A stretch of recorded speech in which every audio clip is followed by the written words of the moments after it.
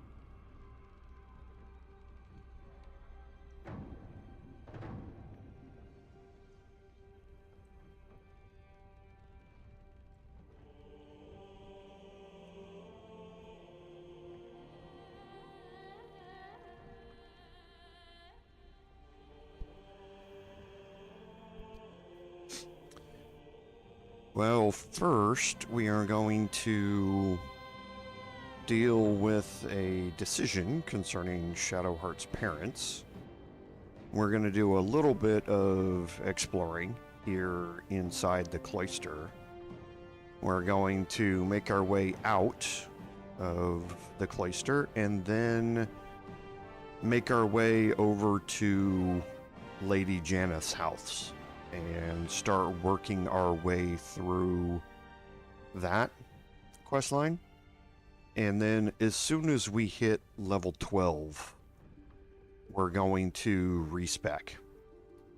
We're going to go into a respec and get everybody, first of all, back to level 1 so that we can go over and deal with some permanent buffs we want to get and level up the attitude of all the vendors and do some things like that before we get back into the Lady Jannath's house quest line with Mystic Carrion. And we'll see how far that takes us. I don't think we're going to get through that quest today. The tie-in quest can be pretty long, so I don't think we're going to get through it today, but we'll see. Hey, Oskar, welcome.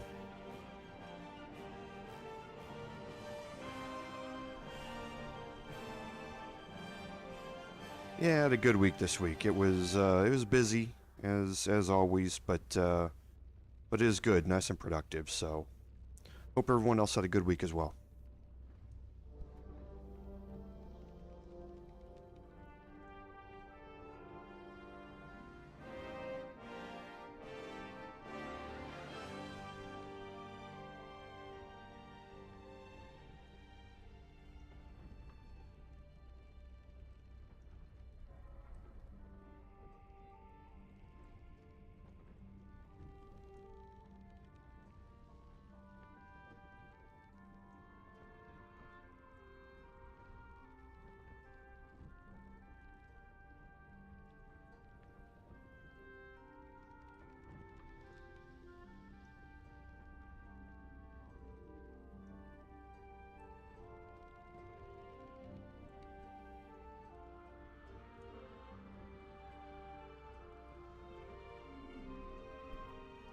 Oh, and I forgot, we're probably going to do Felogyr's fireworks today as well.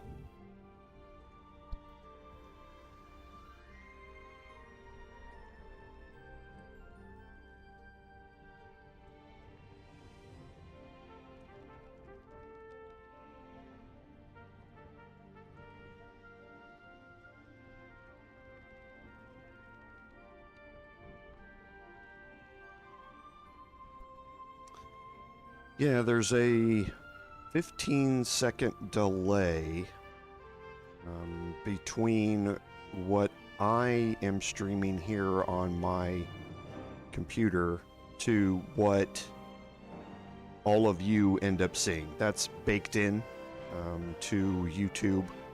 There's nothing that I can do about that. And then because YouTube's chat,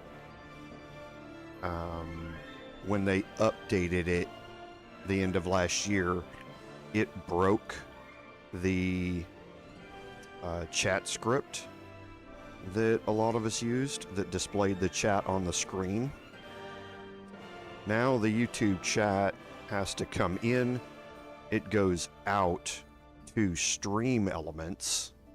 Stream Elements processes it, puts it into the location on the screen, and then sends it back to me, which then has the 15-second delay going out to all of you. So you can blame YouTube for breaking their chat and forcing us to go to Streamlabs or Stream Elements or something like that and make overlays to process that chat and then send it back. So that extra 15 seconds is the time it's taking for it to come into YouTube, to go out from YouTube to Stream Elements, for Stream Elements to process it, come back to my OBS, and then for OBS to record it and send it out.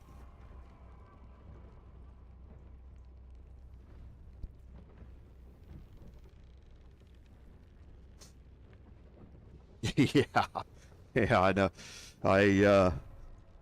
It's been an issue for a while now.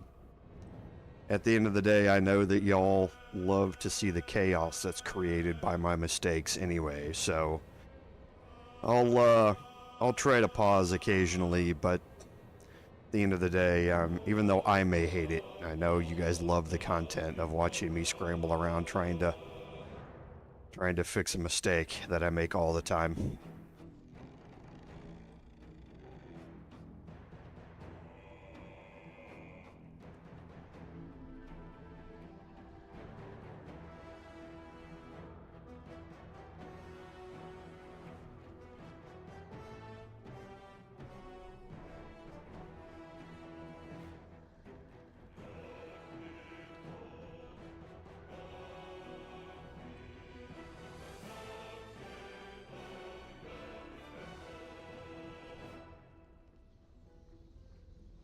Yeah, and I certainly get that. I mean, I have to do it too, because I can sit here and watch the YouTube chat come in, but then I can't respond to your comments, because if I respond to your comments, OBS is recording everything I say and it sends it out to the live stream.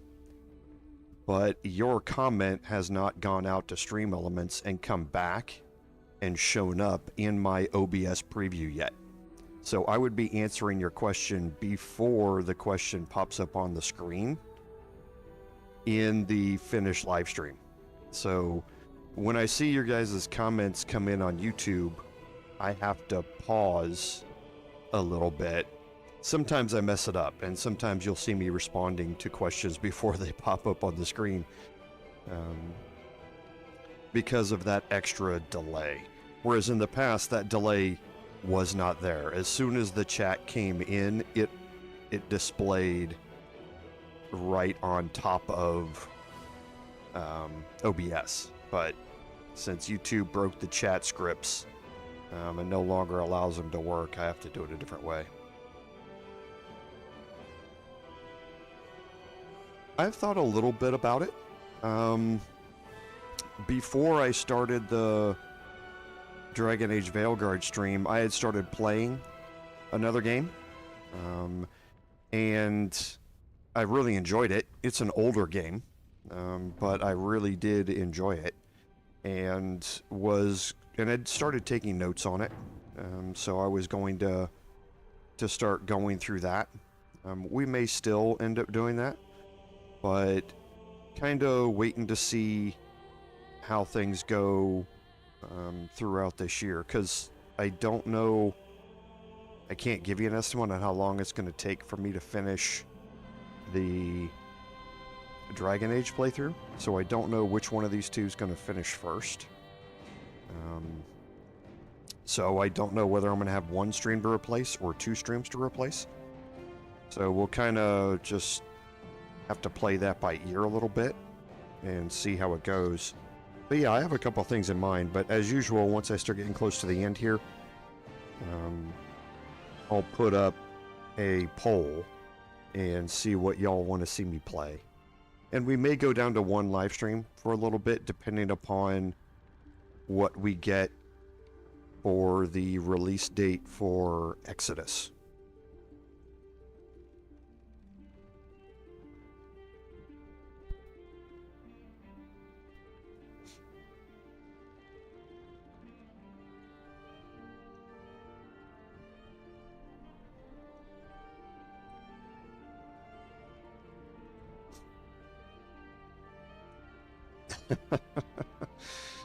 I loved those games. I even loved Andromeda. I really, really did. Those games, and I had somebody ask me what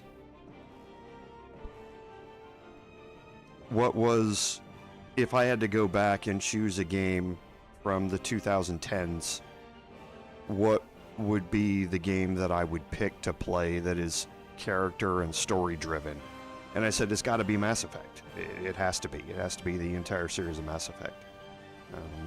They were looking for some cheap games on Steam that they could play for a while, and that weren't FPS type stuff, that were character and story driven. I said, you've got to go play Mass Effect. If you haven't played it yet, 1, I can't believe you haven't played it yet. But 2, since you haven't, you have to go play it. And that's what they're working their way through now. So I said, don't believe all the reviews that you're going to see. Don't listen to all the stuff about the ending of Mass Effect 3 or anything about Andromeda. I said, just go play them. And if you enjoy playing them, then keep playing them, because I really, really enjoyed all of them. Just like I'm really enjoying Veilguard. I could care less about all the virtue signaling crap that people are throwing out in reviews and all of the horrific review bombing it's gotten. I couldn't care less about any of that. I play a game because I enjoy it, and I really enjoy that game, so I'm going to keep playing it. If I have 1 person watching me or 2 people watching me, I don't care. All I'm doing is clicking a go live button, so it doesn't hurt me one way or another how many people are watching it. I don't pay attention to any of that stuff. If I like a game, I'm going to play it. And if you guys want to see me play it and watch along, then, all the better. So that's what I told him about Mass Effect. Don't pay attention to any of the bad stuff about some of the games or the endings or any of that. Just go play it and see what you think. And he's loving it.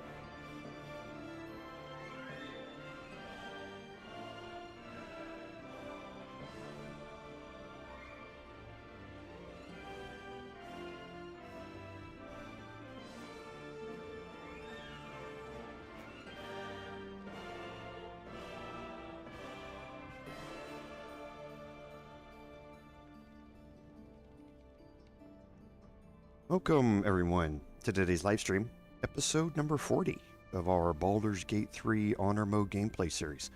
I'm Commander Jorval, and I want to thank you for coming along on our journey today. So, nothing outstanding on admin notes other than I have gone back to the normal live stream schedule. Again, my team is not out of the NFL playoffs. The playoffs are just now starting this week, but I'm not too worried about the schedule, and I'm not honestly too worried about watching them because I'm pretty sure they're going to go out in the first round today. But it is back to normal, so this stream is at the same time and will continue at the same time, but the Dragon Age Veilguard stream is now moved to Sundays from 2 to 5 instead of Saturdays at 2 to 5. That gets me some of my Saturday back. It's always a bit of a pain having to have 7 hours of my Saturday that's completely gone with 2 live streams. So this gives me that 4-hour chunk back in between the live stream and then the live stream itself. So gives me back some of my Saturday, which I really appreciate, and we move that stream back to its normal time. So tune in tomorrow if you want to see it. So on our recap, at the end of last week's episode, we had not finished clearing out the Cloister of Somber Embrace, but we have finished the main combat, which was against Viconia. We're going to jump in here and deal with the next major fallout from that, and there's a big decision that's involved there with it, and then we're going to do a little exploring down here in the Cloister because there's somebody else we have to talk to, and then we're going to make our way out of the Cloister and go start 2 other locations here on the lower city. Our main goal right now is to get to level 12. So let's jump in here.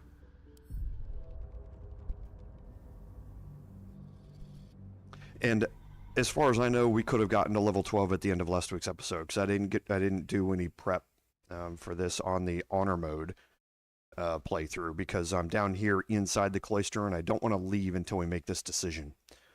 So, but if we're already level 12, then we're not going to level up yet. We'll deal with that a little later. But I'm pretty sure we're still short. We are. So we need another 8,000 XP or so to get up to level 12. And like I say, that's our main goal here, is to get to 12. And once we get to 12, then we will be dealing with a complete respec and acquiring a new permanent buff for everybody and dealing with vendors out there in the city and that sort of stuff. But for now, we're still a little short, so we need to do some combat to get that up, and we're going to be dealing with a bunch of that today. So I'm not going to go through and search everybody here. The only one I'm going to search is Viconia, and that's because of the items that are laying on the ground here. So we have a chest key, which is okay. We have her priestess robe. So for your spellcasters, this is a really good robe to have. So you have advantage on stealth checks while you're obscured. If you're fighting in darkness, you're going to have advantage on those, or if you're in darkness, you're going to have advantage on those all the time. If you cast Shield of Faith on you, which most spellcasters do before combat, you also gain +2 to all saving throws, which is really, really nice. That +2 bonus to saving throws does stack with a few other permanent buffs or temporary buffs, like Bless and things like that you can get, so you can really gain a huge bonus to your saving throws with this. And then for your spellcasters, armor class +1 is always nice. It's not really all that important for them, but another 5% chance of being missed by an attack is always nice. The Handmaiden's Mace, it comes with 1d6 poison. Now, I've told you before that the 1d6 damage rider is fairly rare. This is one of those maces that allows you to get that. However, this also comes with another bonus that helps up the damage of this mace, and that's that it sets the wearer's strength to 18. So the spellcasters who are normally dumping strength at this point have now a viable melee weapon as a backup if you're silenced or you've gone into combat with very few spell slots. This allows you to get a viable melee weapon. And then last is probably the best thing out of this, and one of the best shields, if not the best shield in the game. And that's Viconia's Walking Fortress. First, it's a +3 shield. That's the equivalent of a shield +1. As you can see what I have on the left. That is the highest armor class you're going to be able to get from, or armor class bonus you can get from a shield in the game. It comes with Rebuke the Mighty. Now, we've seen Shield Rebuke and Shield Bash on almost every shield that we've gotten starting at the middle of Act 1. So that's not a surprise. However, what is a surprise is that this does 2d4 force damage in addition to the prone. Normally, Shield Bash just knocks your opponent prone, which means they can't take reactions against you. But this one also deals damage in addition to that. So you want to put Viconia's Walking Fortress on somebody who has a lower armor class, who, if they get hit, is going to be dealing that damage consistently. It doesn't really do any good on my Bard, where everyone's going to be missing me all of the time, and that force damage is never going to kick in. So I could use it for the other things which we're going to talk about here in a little bit, but for the most part, putting it on somebody else who's easier to hit is a better choice. Spell Guard is massive. You gain... Oh, I do. Thank you very much about that. I turned off the chat instead of the countdown timer. So thanks, Andy. I apologize for that. So the Spell Guard is really, really good for anybody. Gaining advantage on saving throws against spells are really nice. Spell attack rolls against you have disadvantage. So again, somebody else with a low armor class who's going to be getting hit by Eldritch Blast, Guiding Bolt, Harm, things like that that require an attack roll. This is going to help them boost up that defense against that, because now all those attack rolls have disadvantage. So again, another reason to put it on somebody who has a low armor class to begin with. Reflective Shell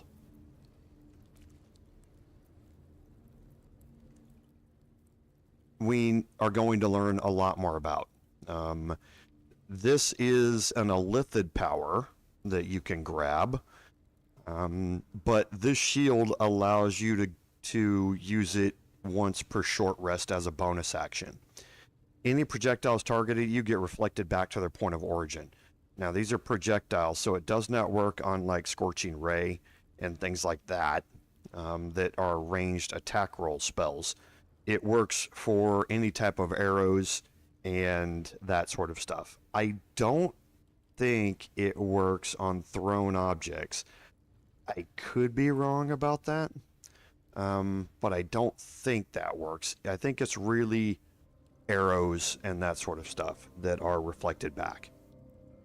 Warding Bond we know about as well. This gives you a once per long rest free cast of Warding Bond, and we're going to see this come into play in a couple of the bigger encounters that we're going to see, where we're going to be placing Warding Bond using camp followers, and this is going to allow us to cast that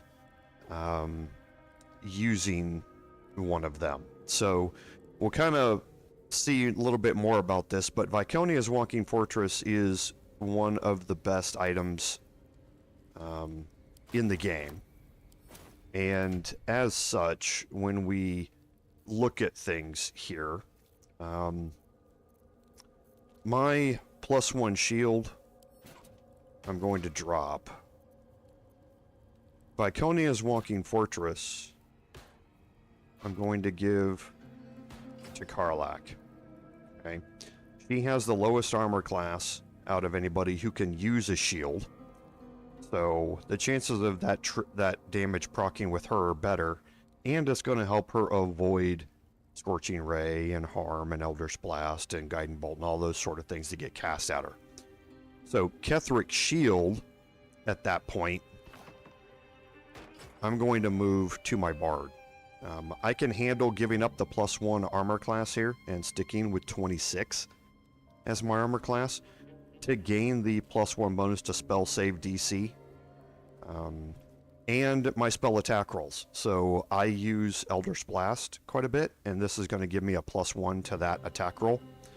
Shield Bash is normal that you see. The advantage on dexterity saving throw checks means that as soon as I roll that saving throw against like Fireball or an AoE spell or something like that, I have advantage on that check as well. So this is a win-win here as far as these go.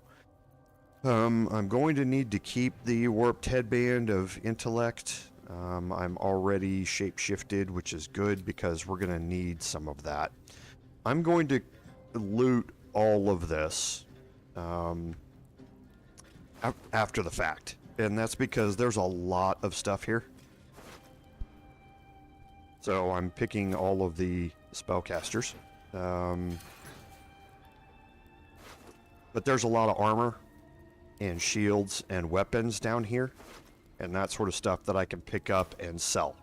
And I'm going to be dealing with that much later. Right now my inventory's pretty full on 2 of my characters, and I am over. I'll move the shield +1. I think Astarion can carry it.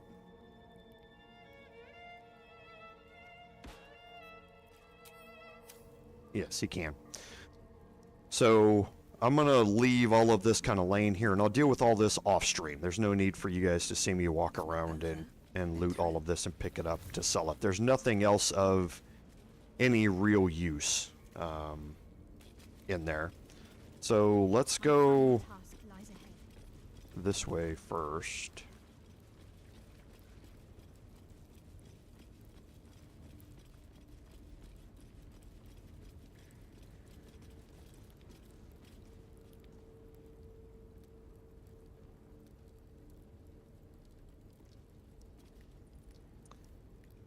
Hey Daniel, sorry I didn't see your comment. I think the sound should be okay now. If you're talking about while you're waiting before the stream starts, yeah, before I go live, there won't be any sound that's playing. Once I go live during the first 15 minutes, you should hear sound in the background. You should hear me be speaking. But yeah, if you join the stream before I've gone live, then yeah, you won't hear anything. But thank you for being here, by the way. I appreciate it.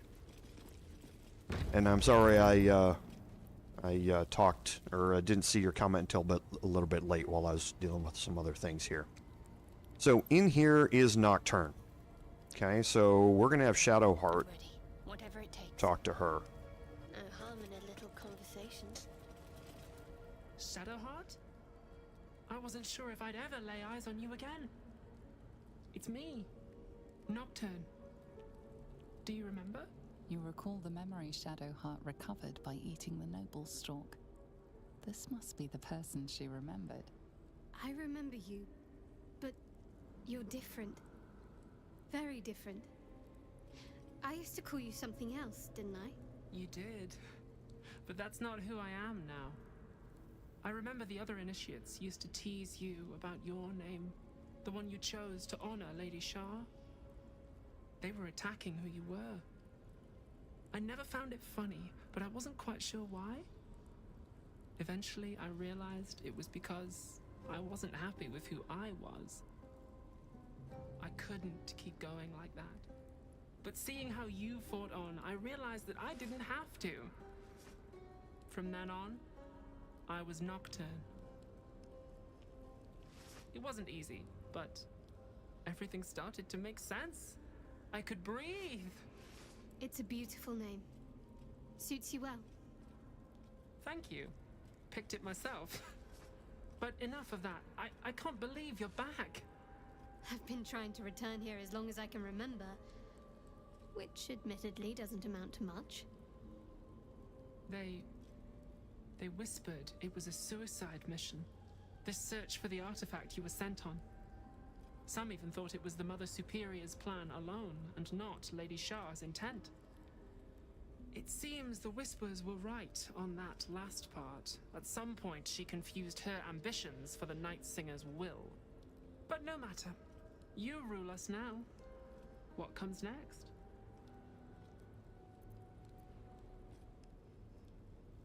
I wish to know more. There must be all sorts of things you can tell me. Little things from my past, lost to Lady Shah's embrace. If you wish it of me, of course, my lady. I work as the quartermaster. Come see me whenever you wish.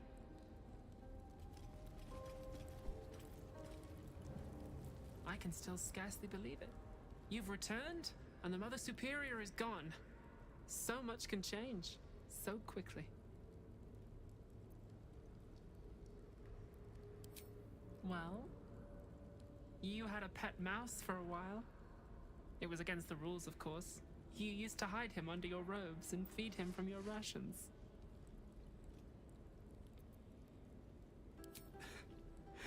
Nibbles. I suggested Bree, but you were having none of it. She caught you with him. Forced you to get rid of him in front of everyone. To make an example. You always loved animals. But you never let yourself get too close after that. I'm sorry. Not the sort of thing you want to hear, I'm sure.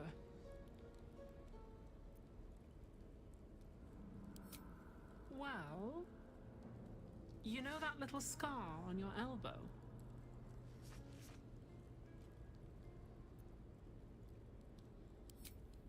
I was there when you picked that up. It was years ago when we were initiates. Some of the others were intent on tormenting us until you showed them the error of their ways. I think it was 6 against 2, and most of them were bigger than us to boot, but you saw them off, all of them. There were some bruised lips and black eyes in the mess hall that night, and from then on they left us alone. Or at least, they bothered us less.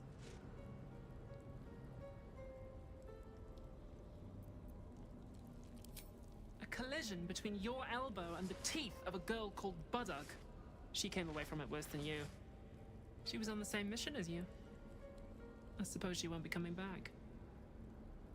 In any case, the Mother Superior soon broke up the fighting, though she didn't punish us. In fact, I saw her smiling. I think she was proud of you. Just small things, silly things. The sort you'd scarcely recall even if your memories were left intact. You had a little hiding place that you went to when you needed to get away. You brought me there sometimes. We'd talk, play, read, do each other's hair.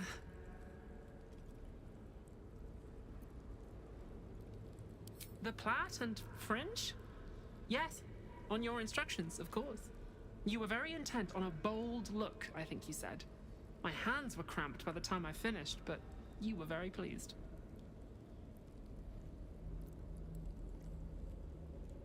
Hidden at the back of the storage area.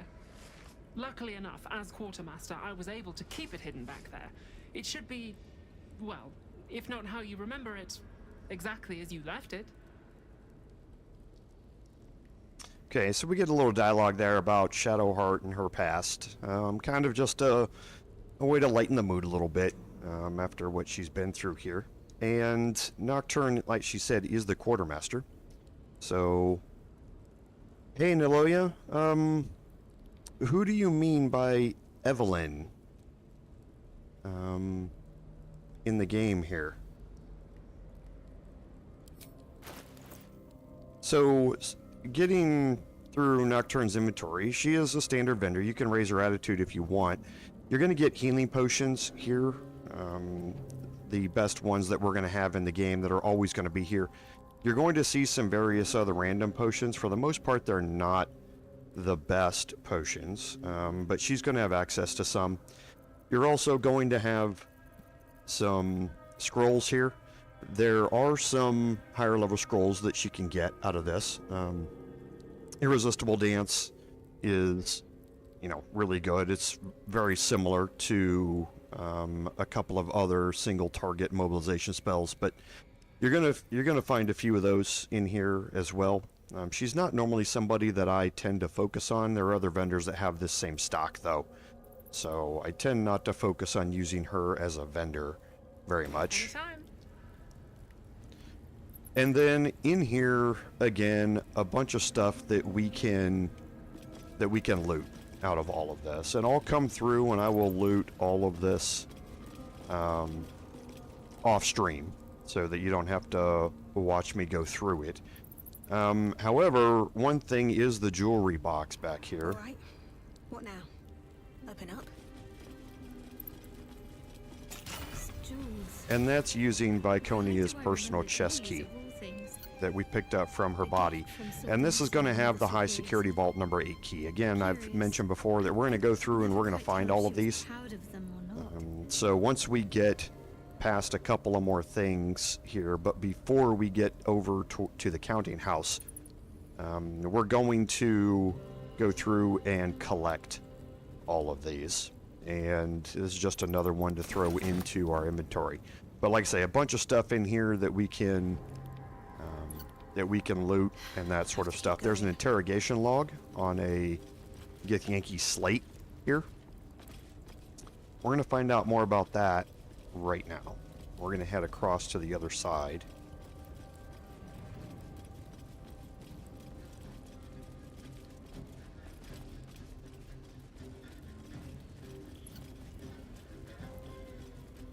And again, a bunch more stuff that we can loot over here.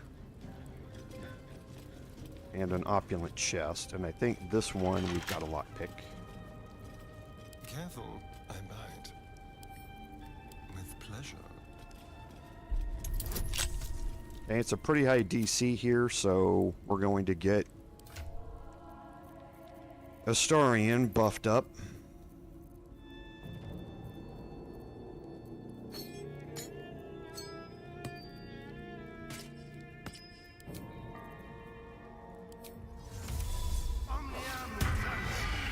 With Mark of the Shifter.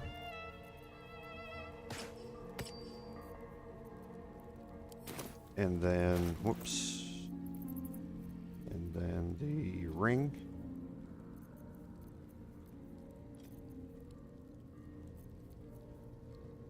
Here.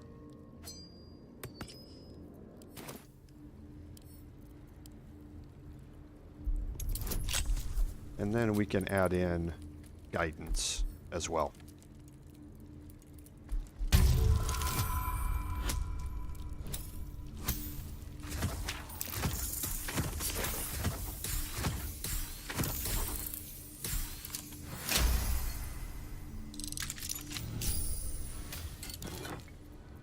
Elixir Cloud Giant Strength, very, very good. We're going to need a few of those as we go through this.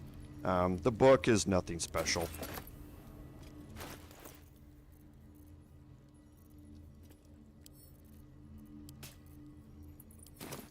I have such a headache.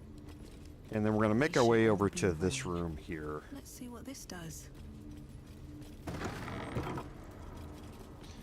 So in here, again, a bunch of stuff for me to loot. This is kind of the quartermaster's room here. And there's another area back here. Did I not select it? Oh. No, I guess I have to... That's weird.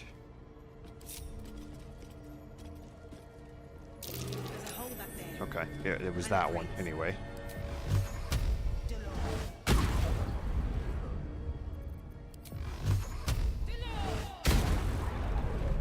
Okay, now this room here is Shadowheart's hideout that they were talking about. Now, I'm not going to go in here. There's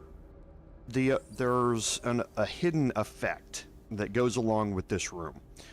There are 3 memory triggers for Shadowheart here in the lower city. The first one is here.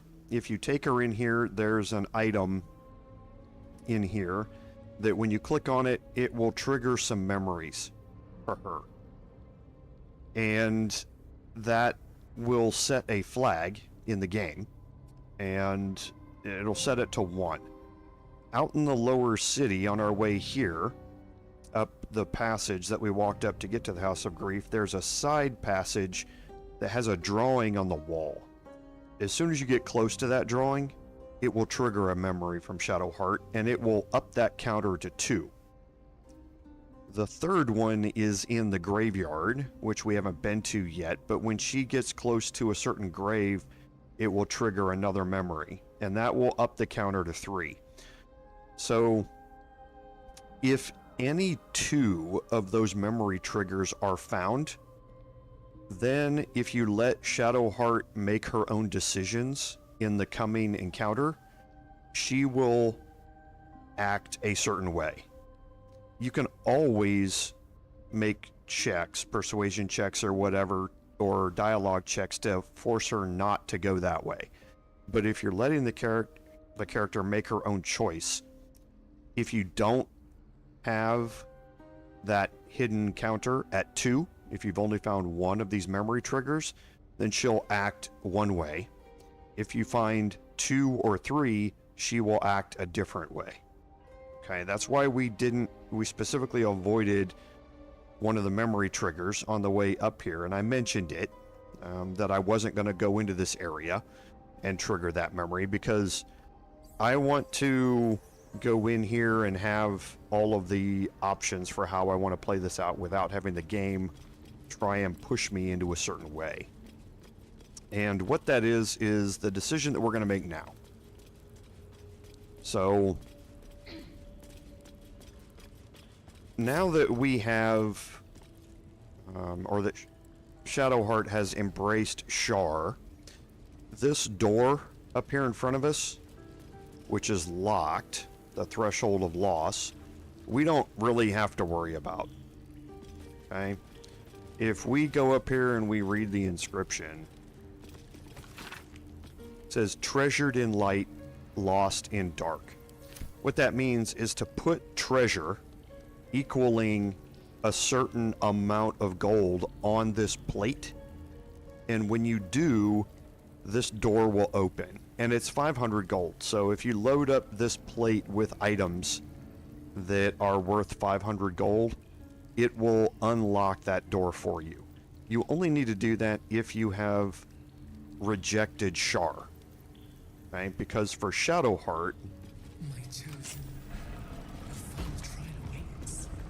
Enter the chamber of loss. that gate will automatically open. Okay, if you've embraced Shar, then Shar wants you in here, and she will make your way in.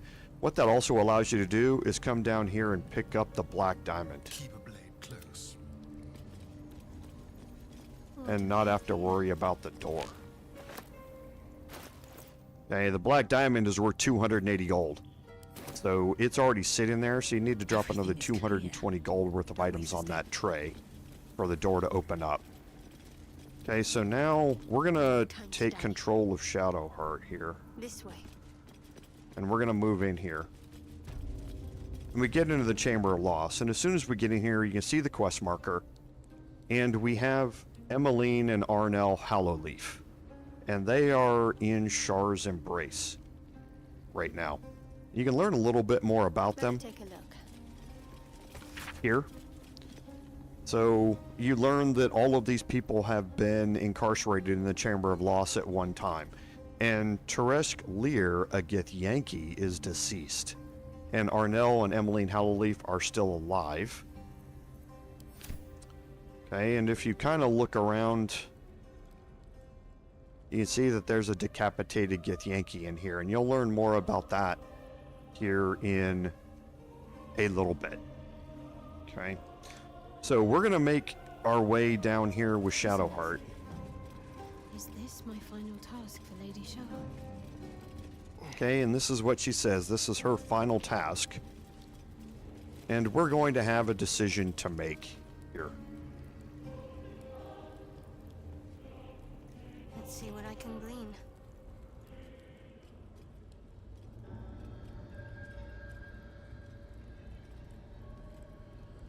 can't be. Another vile trick. It was me. I did that. How?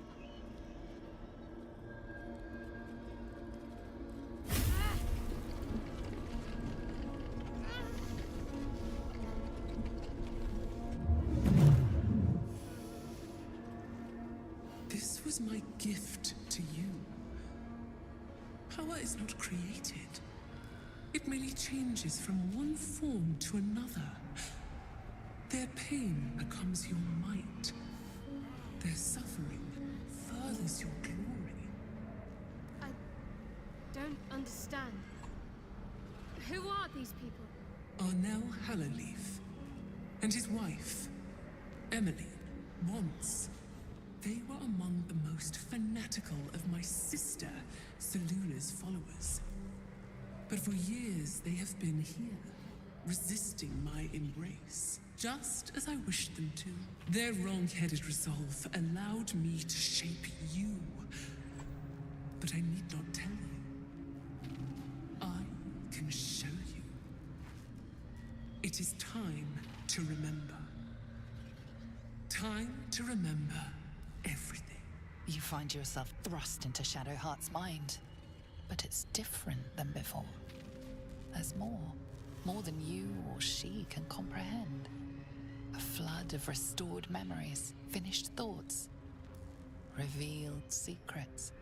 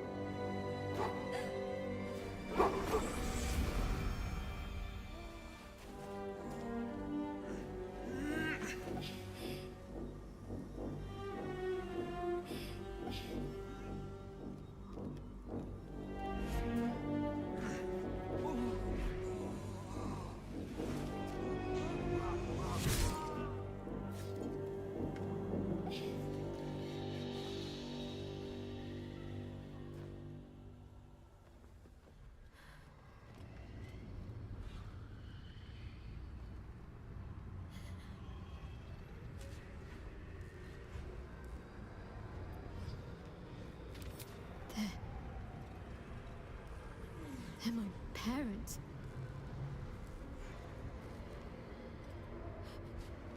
What have you done to them? We, child. We did this to them together.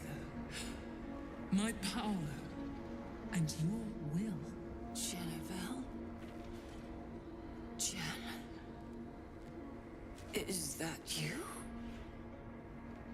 Why you look so tall? It's not her, Em. It's just another trick. Another way to hurt us. It's me. I'm Jennifer. Jennifer is no more. She never left those dark woods. It was Shadowheart who emerged. This woman gave birth to you. But I made you. I am your mother.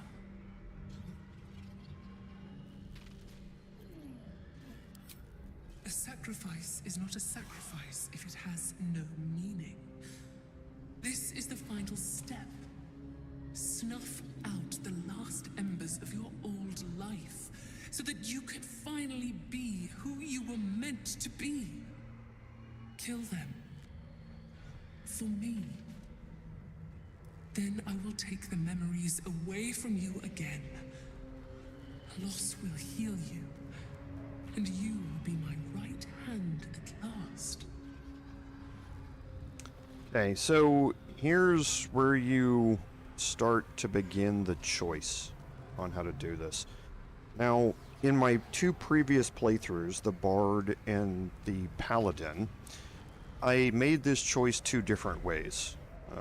In one of them, I had saved the Night Song and gotten to this choice and saved her parents. in the Paladin, I killed the Night Song, and I killed her parents.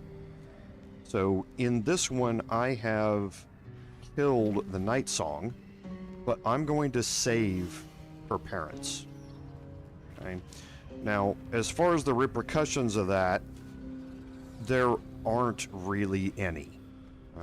The only change that it makes that's of any real consequence is in the epilogue, where Shadowheart will have a different outcome. And there are a couple of cutscenes and conversations you can have, depending upon, like I say, the outcome here. But there's another reason I'm going to save her parents, and you'll kind of see that here in a little bit. She can. She must. Do you remember your training, child? I know you do. All the times you stood in this room, wondering why this pair seemed so familiar. All the times you honed your skills on them, they remember everything.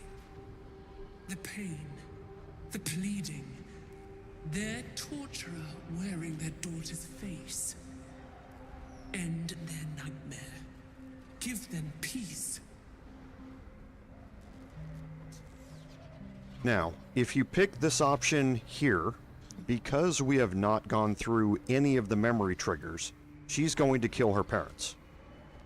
Okay? If you want to let her do her own thing and you want her to save her parents, you need to go through and find at least 2 of those memory triggers. Okay, so we're going to have to persuade her not to kill her parents. I have to do it. My whole life has been leading to this. Okay, and here are the different choices that we're going to have. Persuasion is the way that we're obviously going to go here. It's a really high DC. We can get her to add in guidance for this, and we're going to throw Eagle Splendor in as well.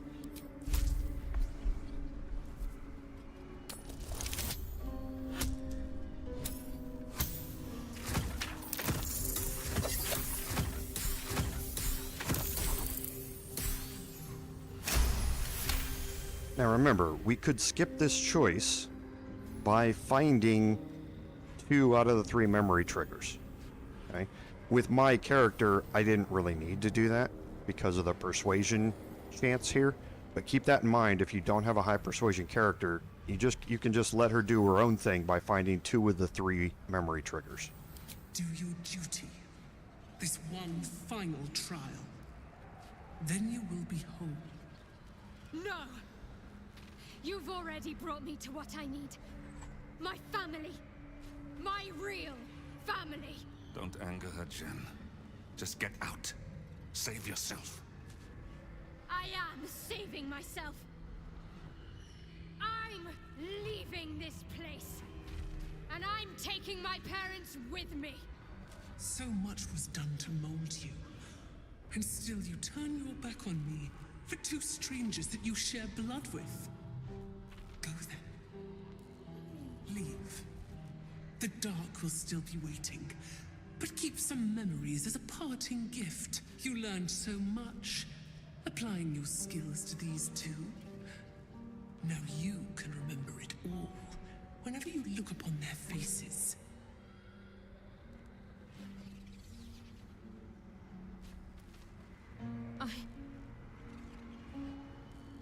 I did that. How did I do that to them? So many times. You showed great promise, but no more. When the darkness finally comes for you again, it will not be my welcoming embrace. It will be a hungry more than nothing. Farewell.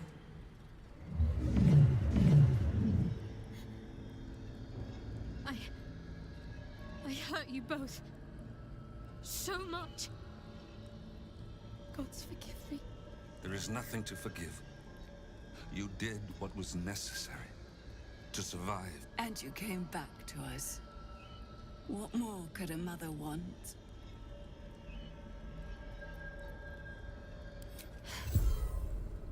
I will be. Once we get clear of this place. Do what you need to, Jen. We can follow your trail. Once we've rested a little. The Moon Maiden still guides us. Okay, and that's going to complete Shadowheart's quest. Andy, if you find all 3 memory triggers, it doesn't change anything. If you find 2 or 3 in there, she will save her parents. If you find all 3, it's the same as if you found just 2. It doesn't really matter. If you find only 1 or none of them, then she will choose to sacrifice her parents. I can do better. So let's talk to Shadowheart real quick here. Everything that's happened. Shah. My parents. It's almost too much to take in. Give me a night to try and get my head together. Okay, now there is one more thing inside here for us to do, and that's back here with the Mirror of Loss. Now, I'm not going to go through the Mirror of Loss just this second. I'm going to... This needs me to have a respec done on my characters. So what I'm going to do is I'm going to, probably next week, illustrate this one time with one of my characters, and then off stream I'm going to do all of the rest of them. But this is a way to gain +3 ability scores, a +1 ability score boost in charisma for everybody, and then a +2 ability score bonus to whichever ability score you choose to use it on. Okay. Now there is a chance that you won't get the +1 to charisma while you're going through it, but you will always have the opportunity, assuming that you pass the religion check, for the +2 bonus to a certain skill. But to do it, like I said, we need to pass a couple of checks, one of them being a really difficult religion check. And for that, you have to respec your characters to make sure that, to guarantee that you're going to be able to pass it. Everybody has to be a cleric. You have to have some gear and some spells on that allow you to get bonuses for it and that sort of stuff. And we're just not going to do that right now. Okay, so we'll come back and do that a little bit later. But again, I'm not really worried about it. My main overall goal for the characters is to get me to level 12. And that is another reason why I chose to save her parents. If you saved Crusader Night Mist during the combat, and she was loyal to you, as soon as you betray Shar in there, Night Mist will be hostile. And you will be able to kill her and get the 510 XP for killing her. So that is one of the benefits of being able to save her through that combat, is if you, or when you do it, you're going to be able to gain another extra 510 XP by betraying Shar and then coming into this room and killing her. There's something else that goes along with it. Nocturne, over here, is still not hostile, no matter what choice you make. So you'll be able to come back here and trade with her whenever you want. It's not a problem. But for now, I'm going to head back up, and I'm not going to fast travel out of here. I can. I'm not red bordered here. I'm going to make my way back up through the entrance I came down.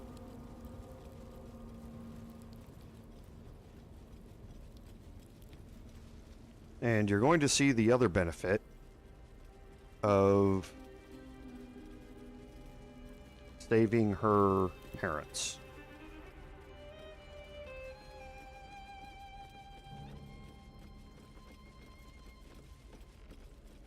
Okay, so I'm going to get up here and I'm going to make sure that I have my correct gear back on.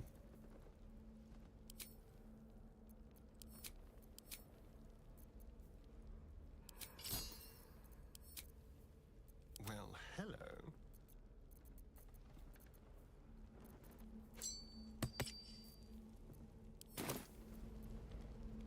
Okay, and I'm going to put everybody into hiding. So that's progress. I'm going to split my group and go up one at a time.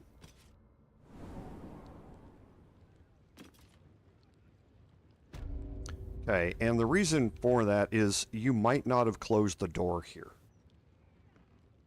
When you come back up here, you want to make sure that that door is closed. You do not want it open. I need the list. If it's open, then your party might space out around this room, and somebody outside might see you and enter into combat immediately. What this is going to allow me to do is kind of bring everybody in on my own terms. Now, I can't see where everybody else is out here patrolling. There's a dwarf that patrols back and forth from here out and around. You've got this guard out here, but you can see the guards are now hostile. So I have another set of XP here that's waiting for me to get. Okay. So I'm going to pop out here and we'll see if the dwarf is looking at me or not. If he is, I'm going to enter into combat. He's not. He's right there. Okay, so now I can kind of enter into combat however I choose here. And I'm going to wait for the dwarf to turn around.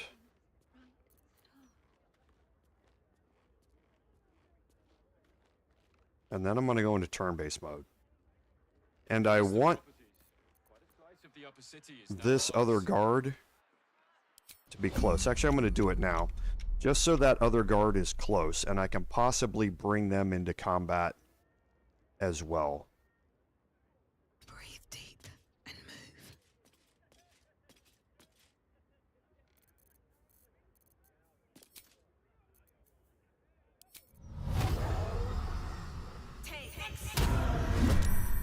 Okay, so that's going to bring me into combat. I've got alert, and it did bring the guard outside into combat.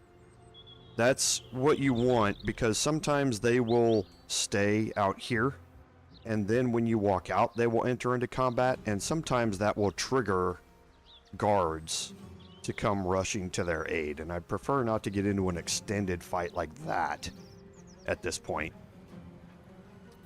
So now I'm going to bring Shadowheart in here.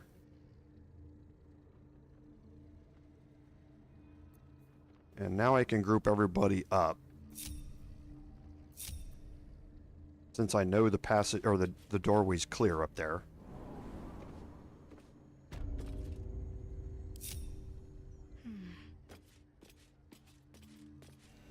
I'm going to bring Shadowheart out here.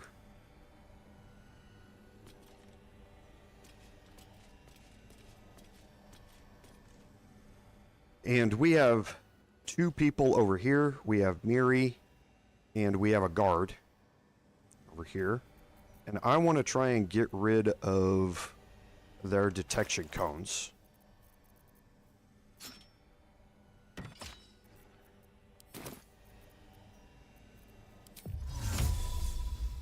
While also blinding as many people as I can.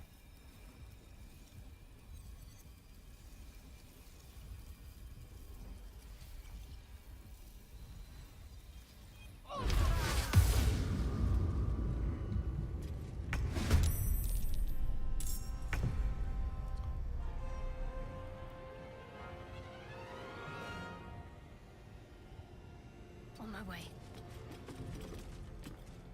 Oh, I forgot. They have Char's Embrace, so they're not blinded. Yeah. They have Born into Darkness. So that means the detection... I don't know if the detection cones are removed here or not. I don't think they're going to be. Hello, you. That's why Shadowheart got moved into combat when she walked in there. So if I take Astarion out here, I'm probably going to get dropped into combat, even though darkness is there. I forgot about that with them. But Astarion does have alert. Yep. So I'm going to bring Astarion up here to finish these two off. This way.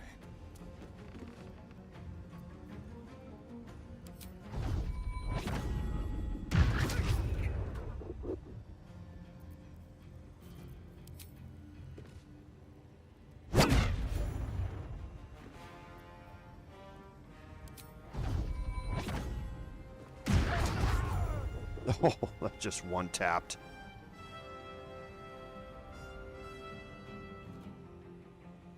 Okay, now the other guard is melee based, yes. So I don't think she can reach me here, so I'm just going to end Astarion's turn.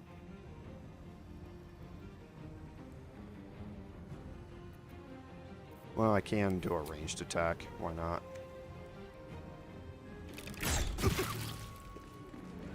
Come on. Can't stay idle.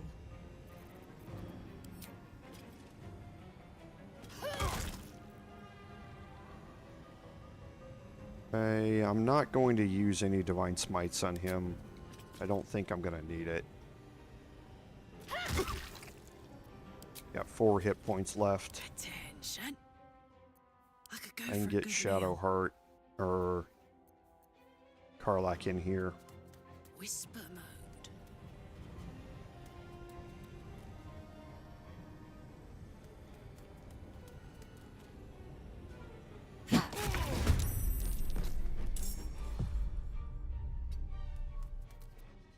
Sometimes the only way out is through. Can't afford to let up. Let her dash. Well, that's the wrong spot for you to be in if you're looking to stay alive. I'm ready. Because I'm pretty sure Astarion can kill her without even using any of his... Oh, geez, yeah, he'll be able to kill her without a problem. Or even just... Perfect. Okay, and that gets me...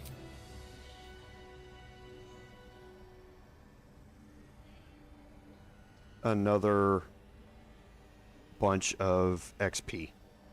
135 for most of them, 250 for Miri. And that's again what I'm looking for right now. Is that got me 1,000 XP, basically, out of all that. So that's what I'm looking to do, is trying to maximize my my combat at this point so that I can level up to 12 as soon as I can. So we are... Let's take a Song of Rest. Let's go hurt someone. On my way. And again, I'm going to come back and loot all of this. So there's nothing really special in any of this for now. And I'm also going to loot everything out here. There's a lot of crafting ingredients and that sort of stuff out here. So I'll come back and take care of all of this. But for now,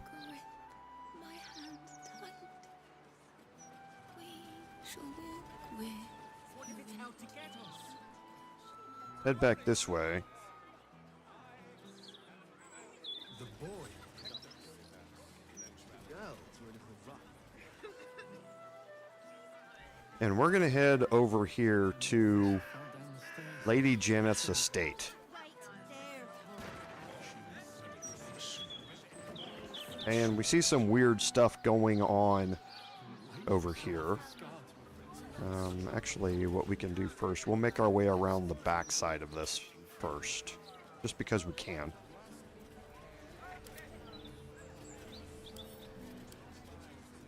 This gate, there are no downsides to lockpicking it.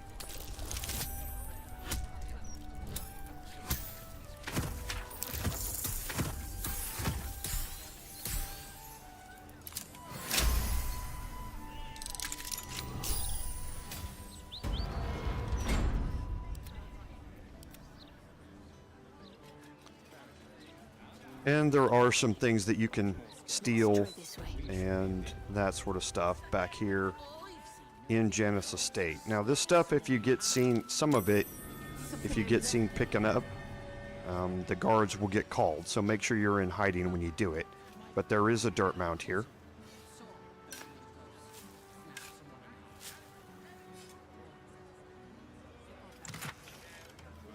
Okay, just some camp supplies, crafting ingredients, more camp supplies.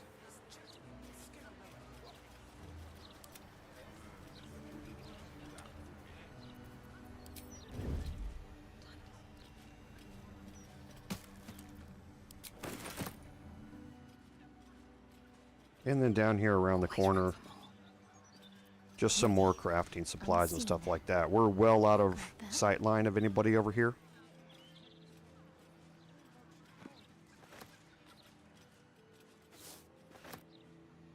We're just going to pick all this up real quick. Step softly. And we can make our way around the backside here. This traveler's chest you don't have to worry about. It's not marked as steel. What is it? What fun.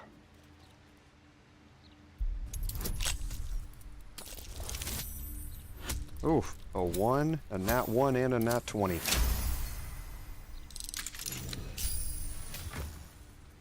Scroll of Wall of Fire is always nice to have.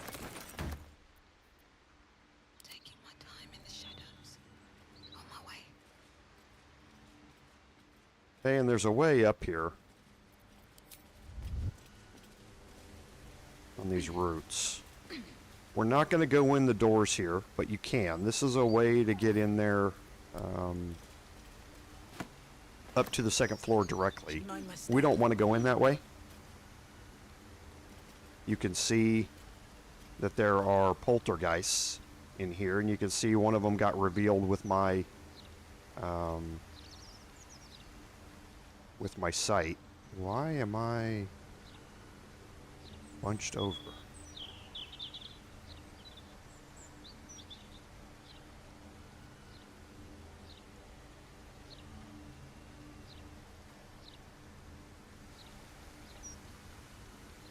Why am I hexed? Did I accidentally click myself instead of the dwarf that I was standing right behind when I clicked on it? I did. Okay, well, I'll have to reapply hex when I get out here, but no big deal. That was weird. Someone there? Astarian or somebody else with high strength can jump up here to the second floor. And again, this is just another way in. I would like to jump off of here and take some damage. I don't want Astarian to be at full health because of his helmet.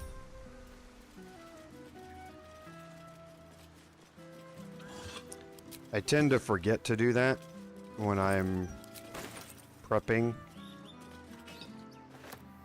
Astarian after a long rest, and I need to remember to do it. That I just need to jump somewhere from a high spot to get rid of that one hit point, because remember, when he doesn't have his full health, he's going to be doing an extra 2 necrotic damage. How many die today? How many die tomorrow? Need to find a way forward. Okay, and now we just came around the backside of Jannath's estate, and we're going to go up here and talk to the butler. What's up for discussion? A good day to you, madam. I apologize, but Lady Jannath is not currently welcoming visitors. If you are here with regards to her recent marriage, you may leave any gifts or warm wishes with me, and I will ensure she receives them. Forgive me. As you can hear, Lady Jannath is indisposed at present. Please come back another time. Tarhun Nemonis, butler to Lady Jannath. esteemed patron of the arts. At least I am most of the time. Lady Jannath wishes for some time alone with her new spouse, and has sent her staff on holiday accordingly. Ordinarily, no. Though such generosity would not be out of character. But in this instance, I fear she has other motivations. Motivations I will not talk about. One thing I will say about Dragonborn is that their eyes are really, really cool. The flaming eye that he's got here. In ordinary circumstances, I'd appreciate her generosity more fully, but, well, I prefer to be here for when she changes her mind. Were you to try and enter, there'd be nothing I could do to stop you. After all, I am on holiday. Do as you wish. Okay, and we are going to enter. And this is going to update the Free the Artist quest. And if you remember that, we started that quest all the way back in Act 1.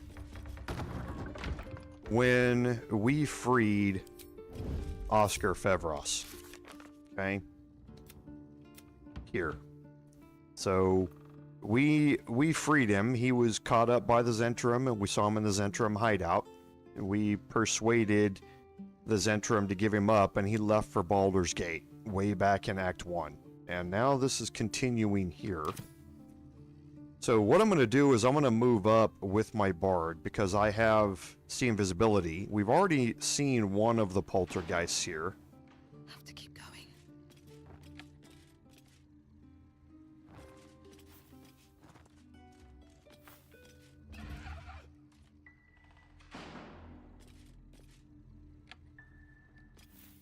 And then you can see there are some other saving throws that are not being passed by other people here.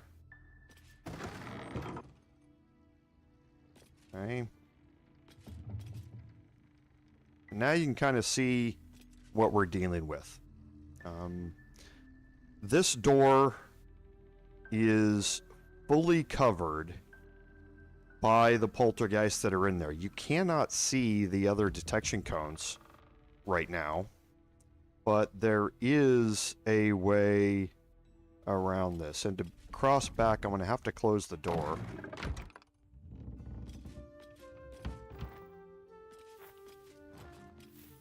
I've seen the poltergeists up here on the second floor, so I know where their detection cones are.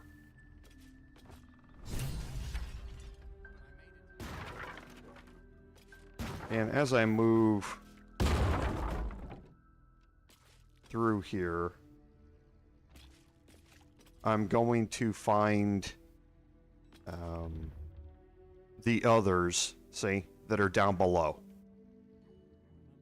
Okay, so now I can go back down here.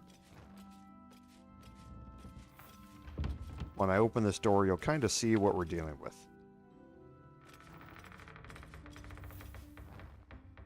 I'm going to open it from the backside.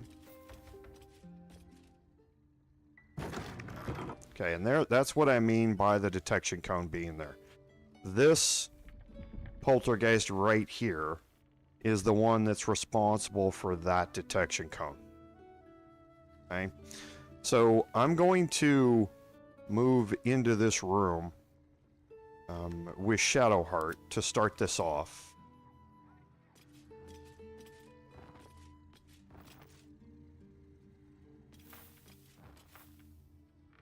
And she's going to get detected, but she should roll in front of all of them. Not only does she have alert, but she has a high dexterity as well, so she should roll in front of everybody when she steps into this room.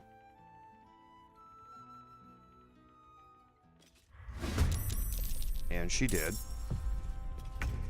So now what we're going to do is block off these detection cones.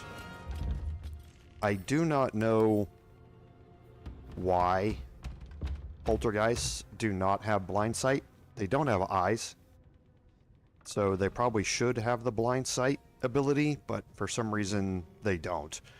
They have a lot of resistances. Okay, so necrotic, hex isn't going to do anything for me here. They're resistant to all non-magical damage, but force damage, radiant damage, they are not resistant or immune to it at all. Okay, so in here, I'm going to drop a darkness. And that's going to get rid of the detection cones. They won't see me coming. Now, Astarion needs to be not on Psychic. He needs to be on Radiant. Because... oh, I guess Psychic does... he can do Psychic. I thought I confused it with Thunder. So, he can be on Psychic to take advantage of Steeped in Bliss. Oh, they're not going to be able to... be Steeped in Bliss.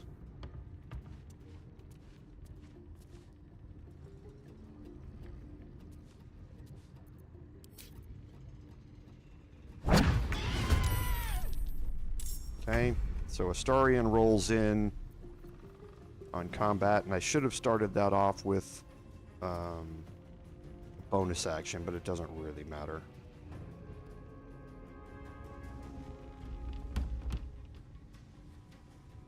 Keep them guessing.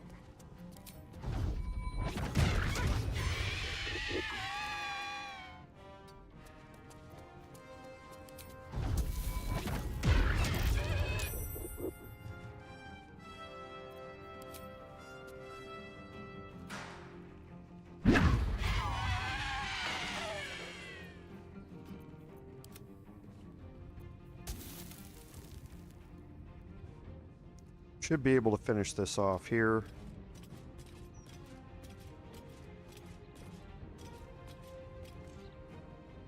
Alright.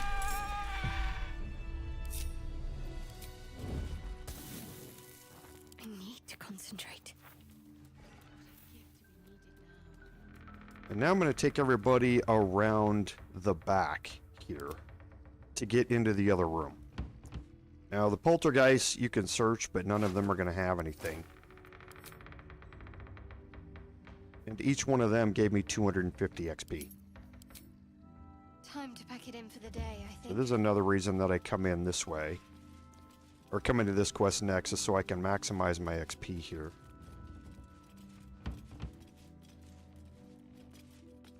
And now here, I can move in and get attacks for free, because of the detection cones here.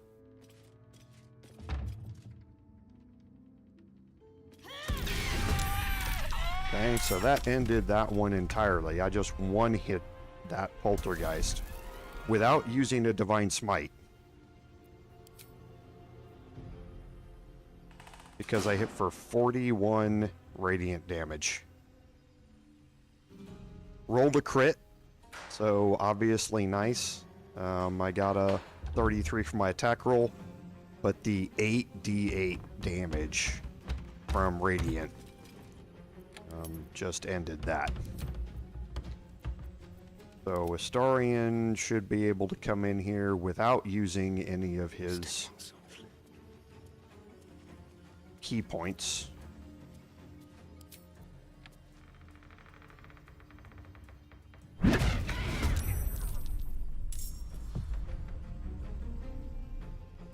Okay, it took a while for that to reset there. Actually, I'm going to have to use one key point here because I started with...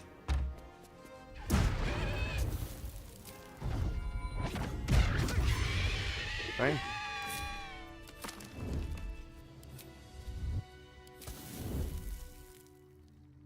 Now I'm going to make my way out and deal with the two upstairs.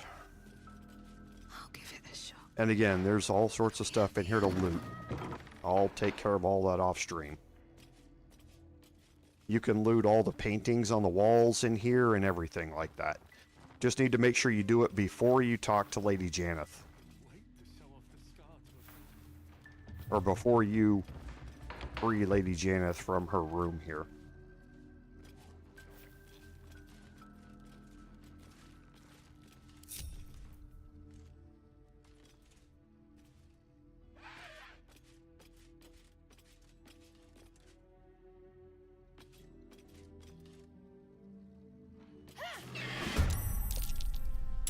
Okay, got a surprise round.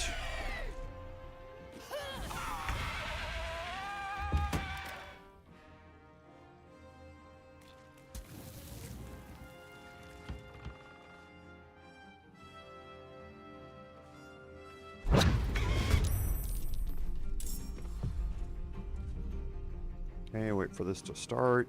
There we go. Okay, now there's something that we want to do over here.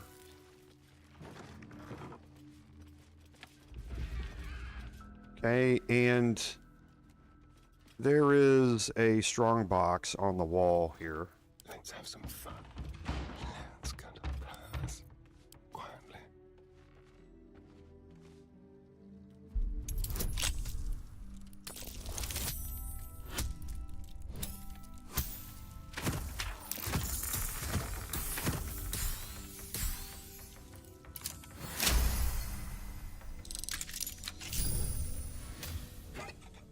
And inside here, you're going to find a couple of good sets of arrows. The Fiend Slaying and the Aberration Slaying are really good.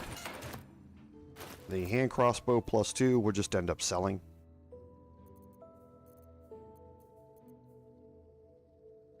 Wherever it went here.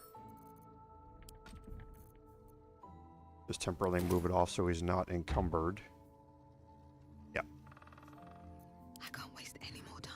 And then here on the desk, you have a contractor's record. That's curious. You don't have to pass the perception check, it just lets you know that it's there.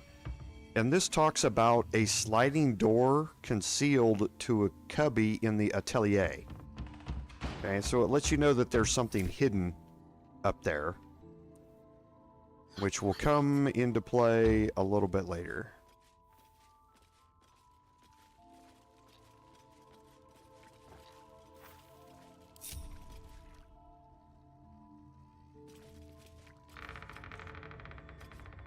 Now, in this room, again, we're going to find some more.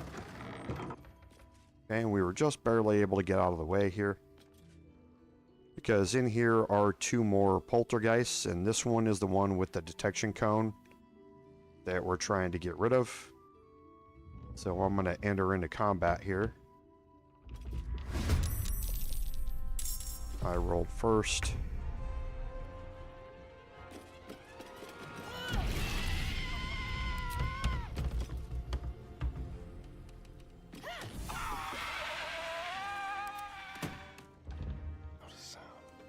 Then I should have a free pathway to get around behind this one.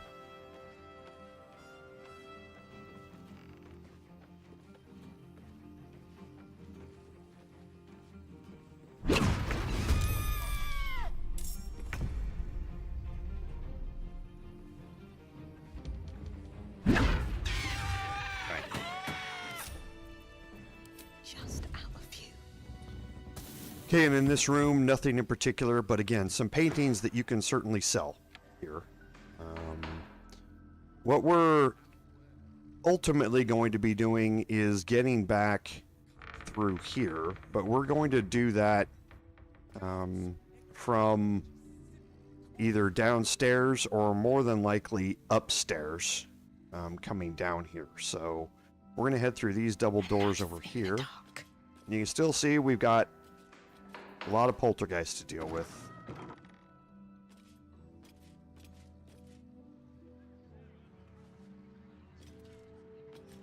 Okay, and here on the stairs, I'm going to...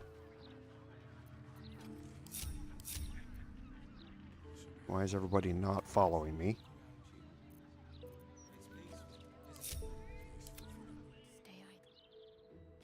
No idea why.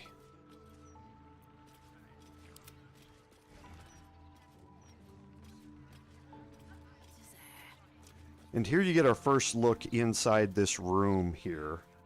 And you see Lady Jannath and Oskar, who we had seen before. Oskar is shown as being possessed. Okay. We're going to deal with that here in a second, but be careful going around this corner, because there is a detection cone here. I'm going to take Karlach. Karlach has alert, right? She does. I'm going to take Karlach up here.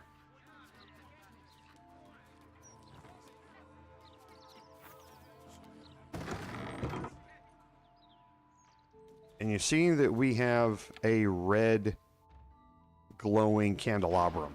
That's different. Okay, this comes with the haunting aura.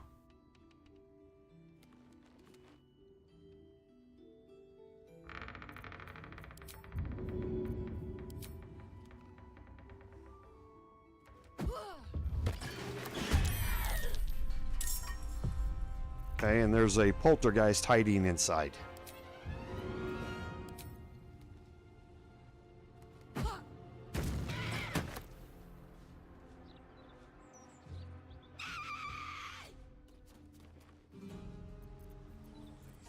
Okay, I'm not too worried about the detection cone because I'm going to roll in front of her, or run in front of it in combat. Okay.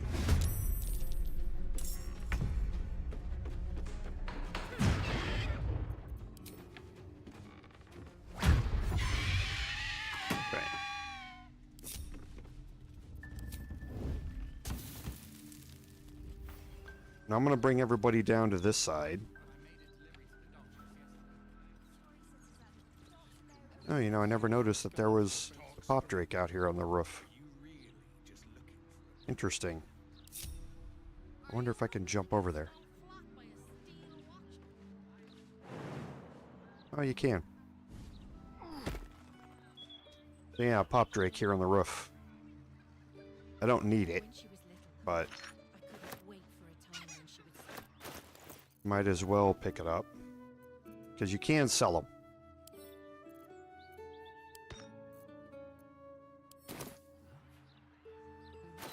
And the ball encumbered me as well.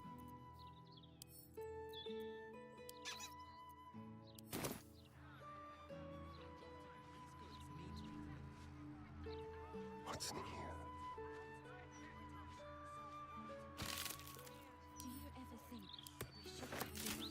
Step careful. Yeah, let's see if I can jump back in here.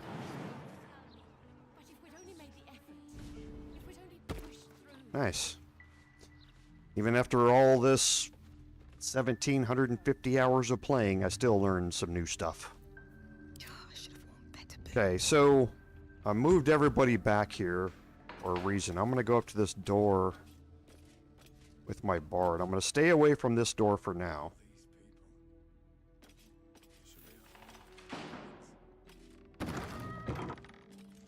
Okay, now this door, I need to get rid of it. Okay. This door is a problem for me.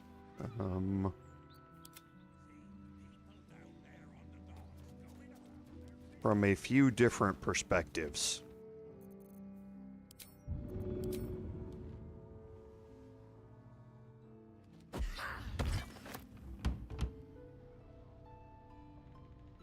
What happened there?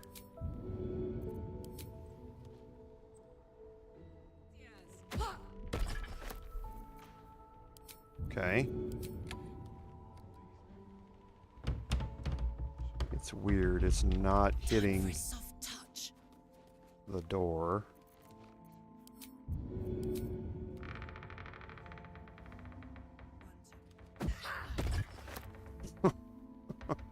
Okay.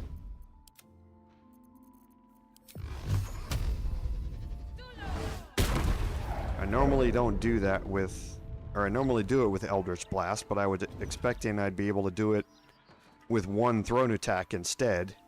But anyway, the reasoning for it is that that door keeps me from shooting into that room, and it also keeps me from having a direct path to this candelabrum.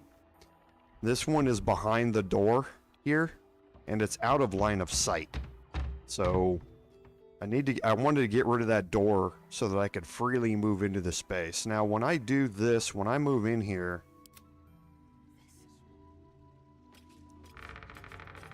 I'm going to trigger combat.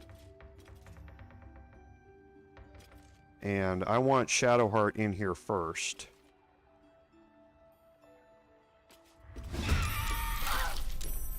Okay.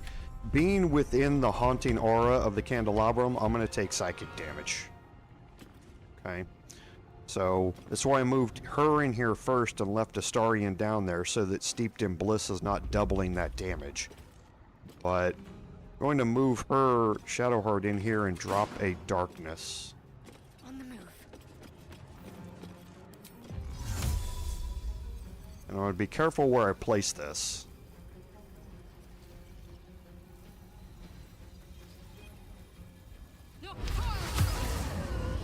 Because I don't want it to overlap anything in this room.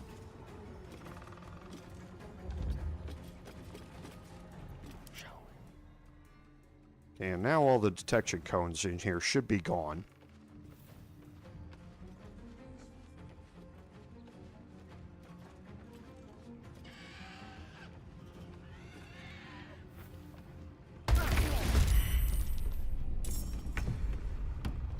Okay, it was a delayed phantasmal reaction there. Don't know why.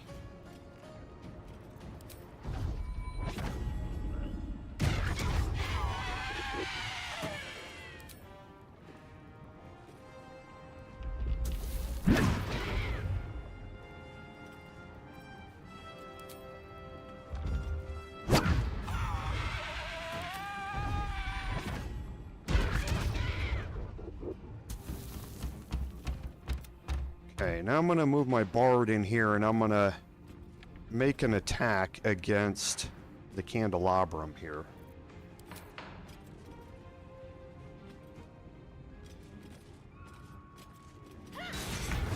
That's going to pop out the other phantasm. This one normally faces away from you.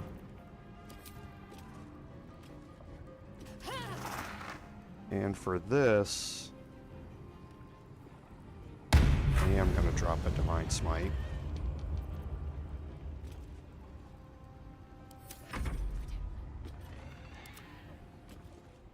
And Karlach I can move in.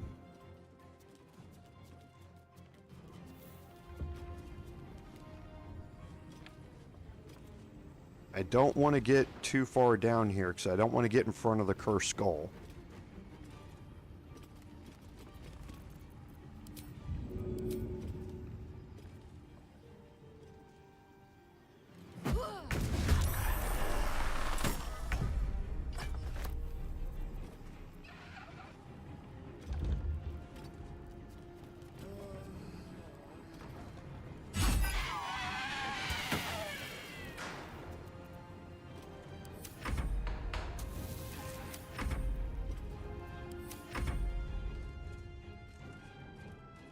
These two should dash. Oh, they're gonna fly. That's fine too. I forgot they can fly.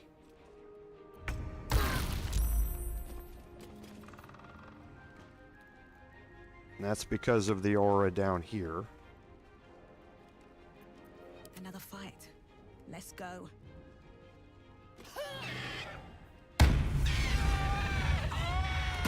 That ends that.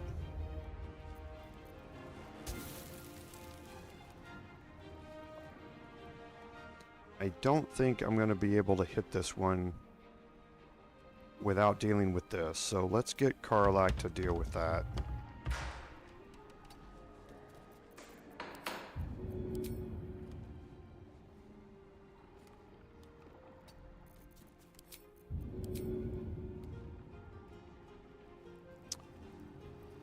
Sometimes I hate that arc that goes along with throwing. Because the Cursed Skulls have medium toughness. They're vulnerable to bludgeoning damage though, so the throwing attack is the way to easily get rid of them. Then I'm going to move over here and see if I can hit that one again. Or this candelabrum down here, I can. This is going to trigger the next poltergeist to come out. Ready.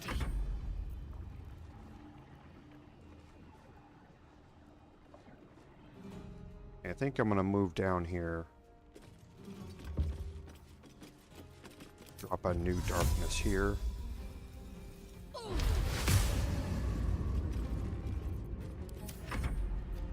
And just get a Starian to come down here in it. Still breathing, despite everything.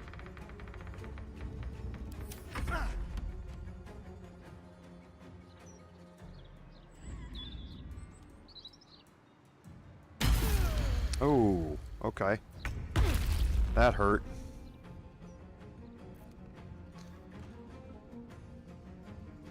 Never a dull moment.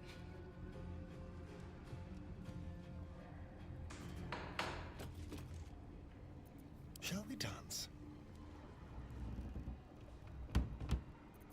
So Karlach needs to move, it looks like. Can you feel death's cold grip? Let's go.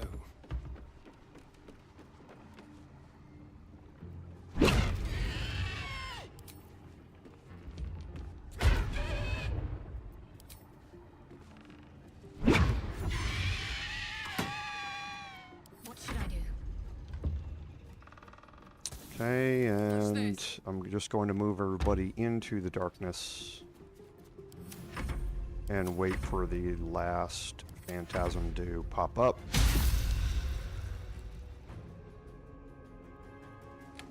Okay, so why am I not seeing it?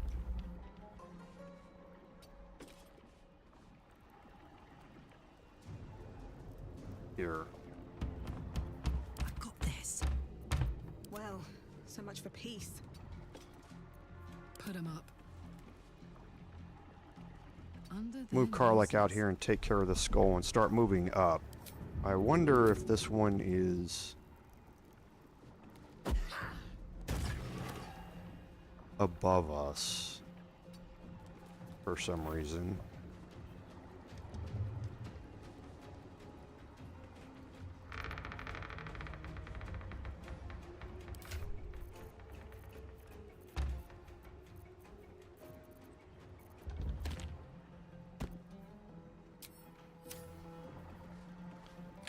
That should... I'm ready. Actually, we'll move it to Karlach.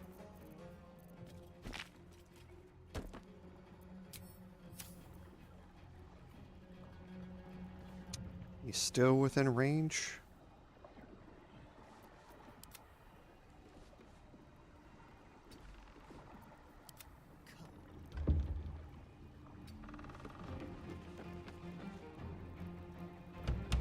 Now he's not.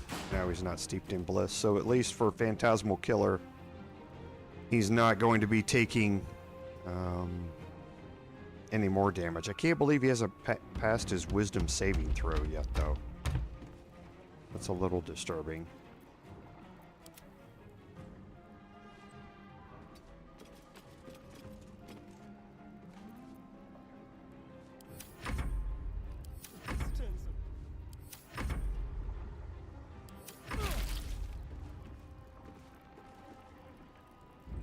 Okay, now it's right next to me, I think. I think it's right here.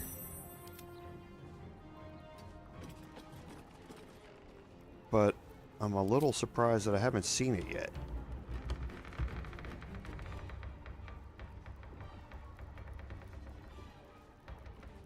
Yeah, I don't even see it passing its check against being revealed. I wonder if this is broke. Because I can see where it is. I think it's right there. See how my path moves around it? I want to move up here and see if I can... Yeah. For some reason, that poltergeist was just a little bugged. It wasn't It wasn't ever having to pass a saving throw to Took the edge off. avoid being revealed. Don't know why that was.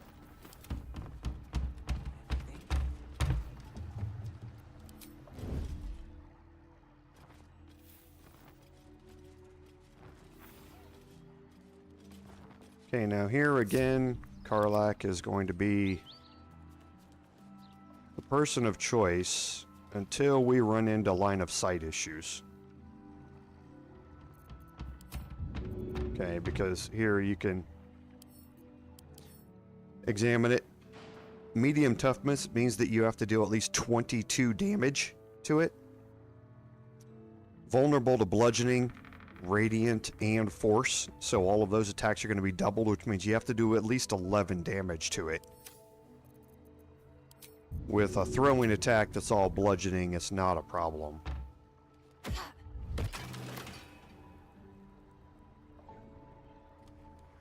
Now this one, normally you can't hit like that.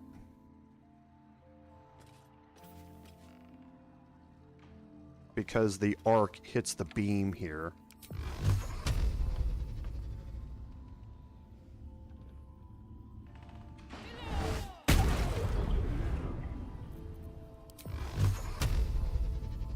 So I need to roll a crit here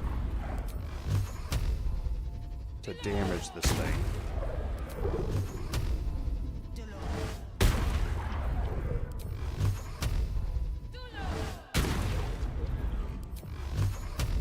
If I don't roll one here in the next 2 turns, then I'll position Karlach. Okay. Making me sweat. There is a way, because this beam here also tends to block this. You have to get really close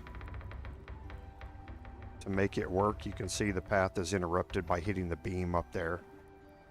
And I don't normally like to get that close. So let's take out the candelabrum.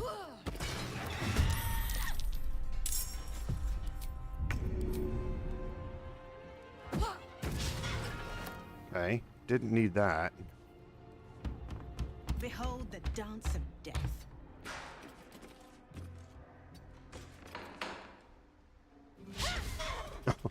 Or that.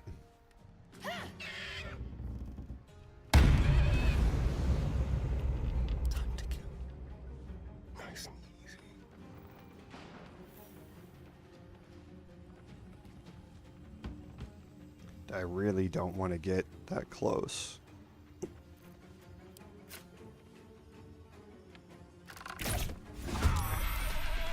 The reason I don't want to get close to the cursed skulls is because of what they do. I'm trying not to trigger them.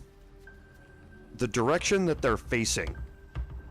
Out in front of them, they have a 45-degree angle detection cone. When you step into it, they push you away. They use a force attack that pushes you away, and it will push you off of this ledge down to here, and you'll take fall damage. So I'm trying not to get close enough to trigger them, but also get close enough where I'm able to make an attack. This'll help. Moving it. This one I can normally stay far enough away, you just have to get close enough to avoid that beam.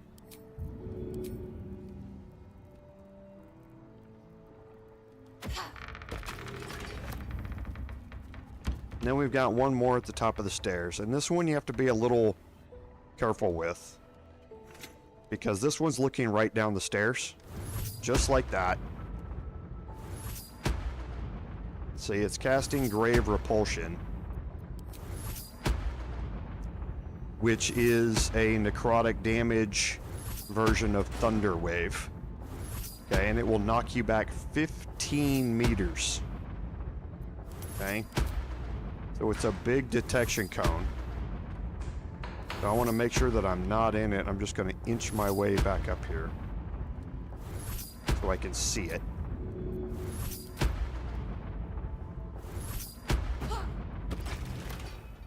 Okay, and that is all of them.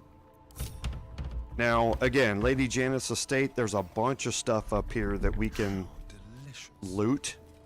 And if you're doing this before you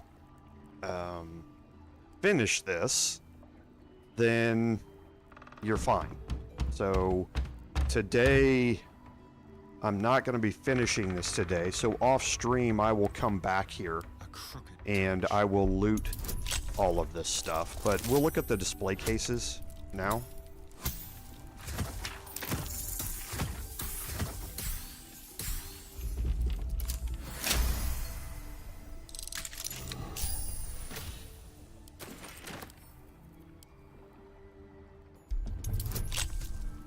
Okay, this one's a little higher at 18.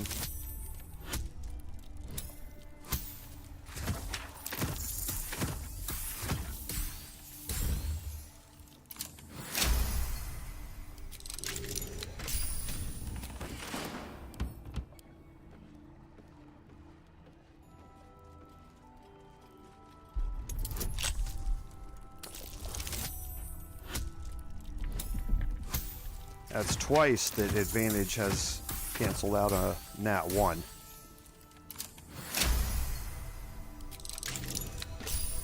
Just again, seeing how powerful advantage is in this game.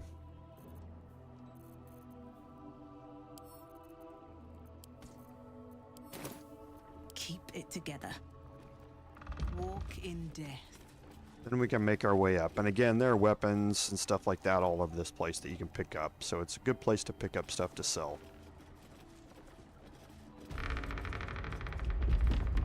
And we're going to go outside. I'm going to break my group and take Astarion out here.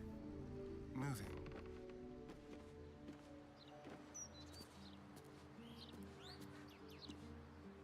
Because honestly, I don't know what trips this.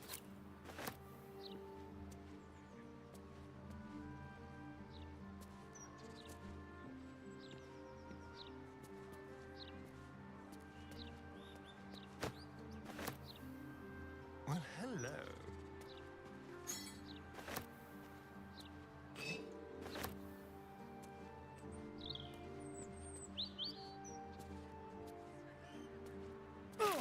There it is.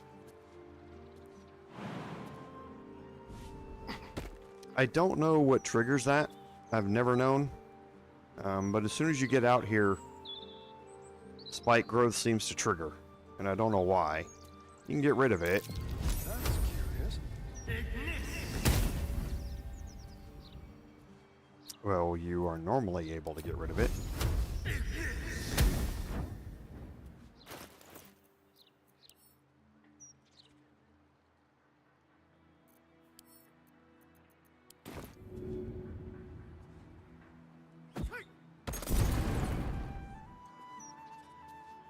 Okay, these are special. So you saw a perception check that popped up for a loose tile back here. Right here, a cracked tile. And this is going to have a potion and some thieves' tools in it, none of which I really need.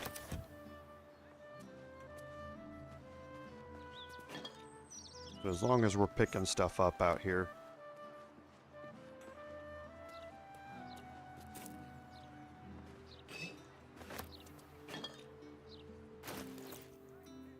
We've got a bunch of camp supplies we can clean out.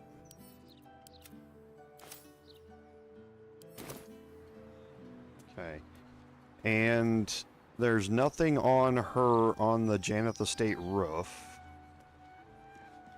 And I don't think you can walk back here. Well, maybe you can. You can. Okay. Yeah, something's weird about those spikes. I don't know why they grow, and I don't know why I can't get rid of them.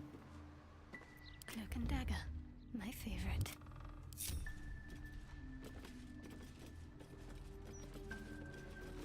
And then once you walk into here... Strange easel. There's some kind of mechanism attached. Okay, you're going to learn that this is the atelier. Okay, you can take all of these paintings that are around here, the blank canvases, all that sort of stuff. But sitting back here, you see, is a portrait of Oskar. And here is a portrait of Lady Jannath. And you can see that there's a wooden wall here. You can't break this down. It is vulnerable to slashing, force, and fire. So you can break this down, but you don't have to. You can pick up Oskar's painting, interact with the easel,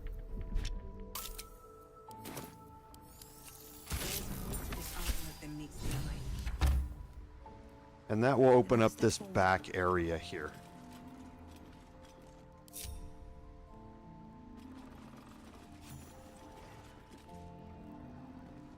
The portrait is ice cold to the touch, filling you with a sense of overwhelming dread. So why is the woman smiling? Okay, so it's a hidden room here, and you kind of wonder what this is. You also notice that the painting has the possessed portrait trait. You can't examine it to look at it, but why would Oskar have a hidden portrait of another woman in here? We're going to learn more about that here in a second.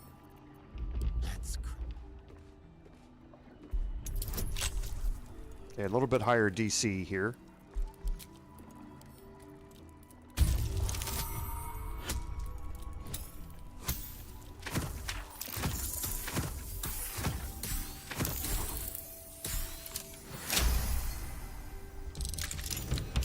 Okay.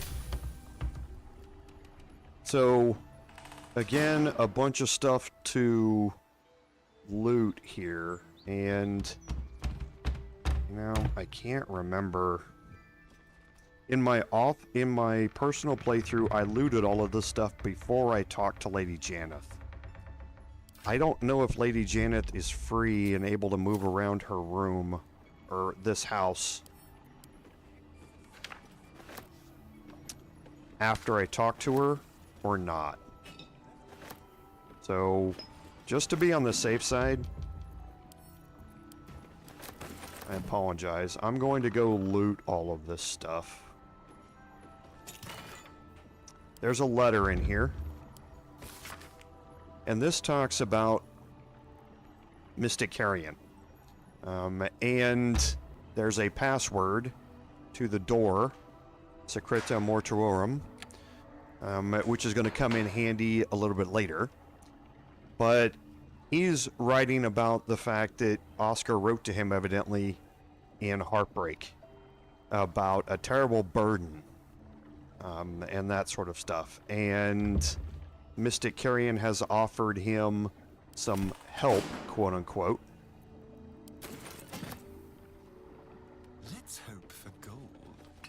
And it probably didn't go the way that he wanted. So I'm going to quickly go around out here and on our way back down, we're going to loot all this stuff. Because what I don't want to do is miss out on this stuff.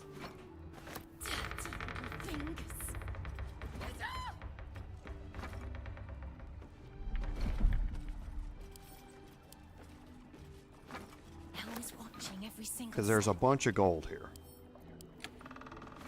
Look at me. Okay, because each one of these you can see are worth 35 gold apiece. I'm gonna rob this place blind on the way down there.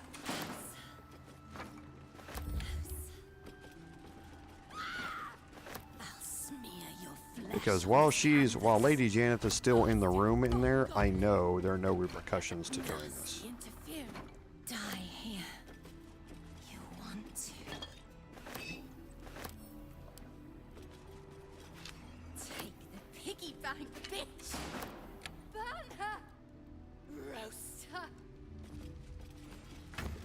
So bear with me for a little bit while I walk around and click on a bunch of stuff here. I know, not the most exciting gameplay.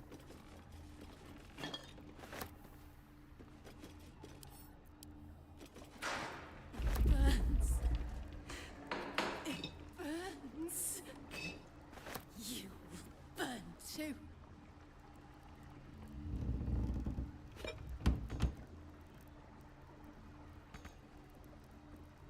got to keep moving.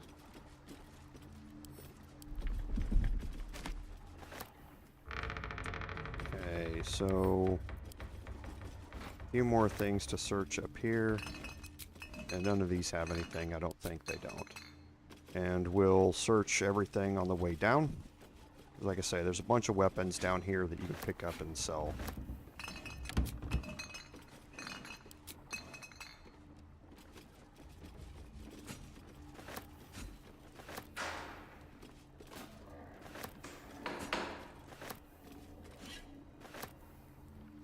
Okay, so now she's done. Attention! None of the tormented souls are going to have anything. Looky!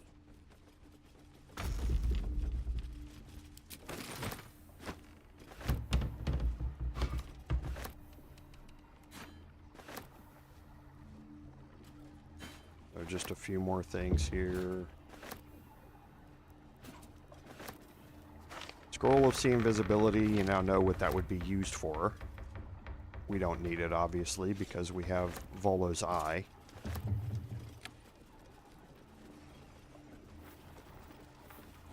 Gimme!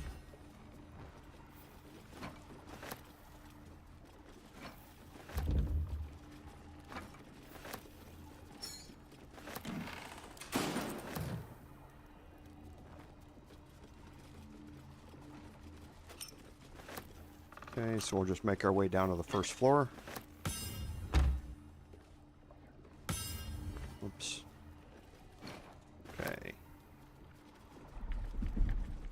And then don't forget around the back here is an opulent chest. Arrow of Dragon Slaying, really nice. Definitely going to come in handy here in a little bit.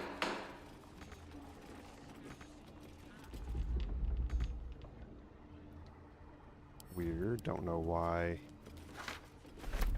Can't reach that.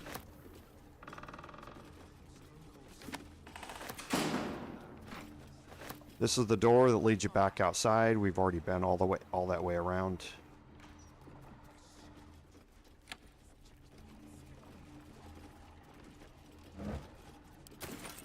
And now we can head down to the basement here.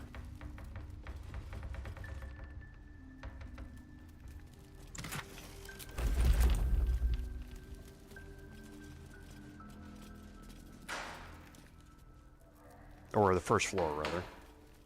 And loot what we bypassed on our way up here. Again, I know, I apologize, but I want to make sure that I'm able to pick all this stuff up before we talk to Lady Jannath. I didn't test it to see when she's able to roam free around this place. Once she's able to roam free around her house, you can't steal anything. Every time you steal something, she will catch you, even if she didn't see you do it. And she'll call the guards.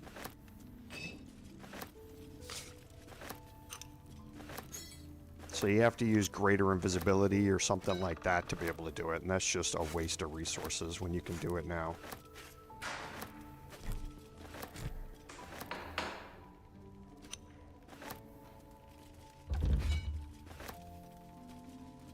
Antidote and some more grease bottles. We're going to have another use for all these grease bottles too, by the way. So don't neglect picking them up.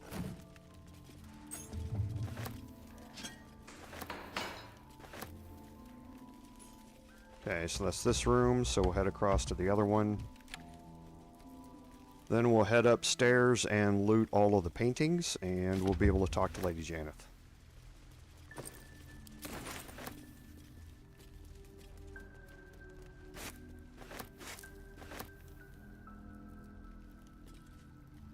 And some of these you have to... Yeah, you can't pick up.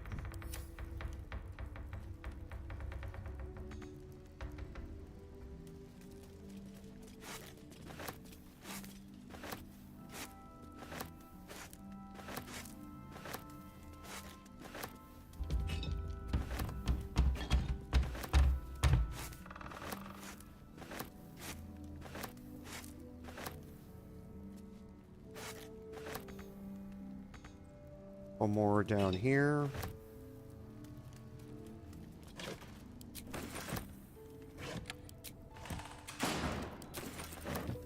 Nothing.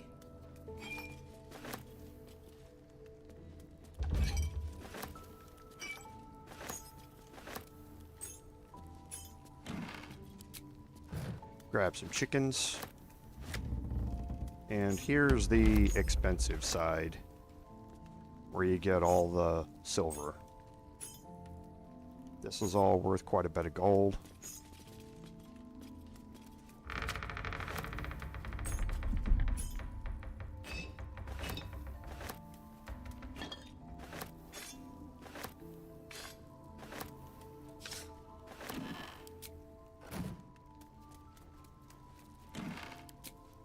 Okay, so, and those you can't pick up. There's no way to pick them up. So then on our way out, we can pick up the paintings down here, and we should be good to go upstairs.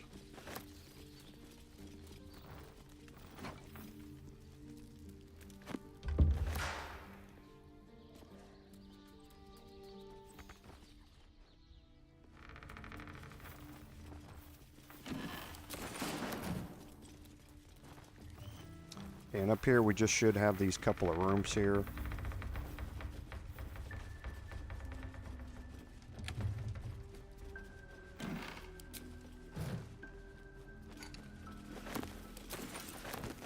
Nothing in any of these books. You don't have to worry about reading them.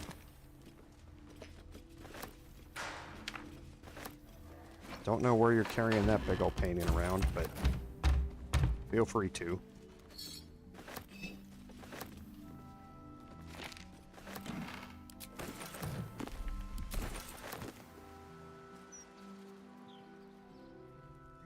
And out here, I think some of these lower paintings you can grab, but the upper ones you can't.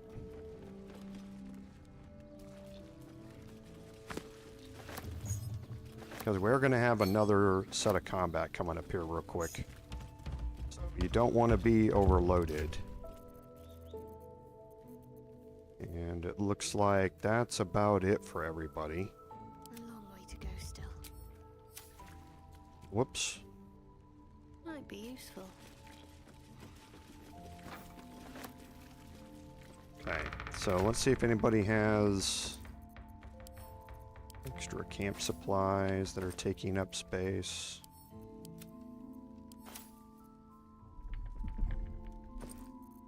Karlach has a lot.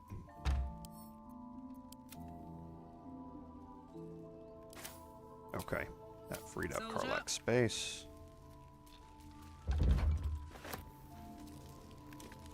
There we go.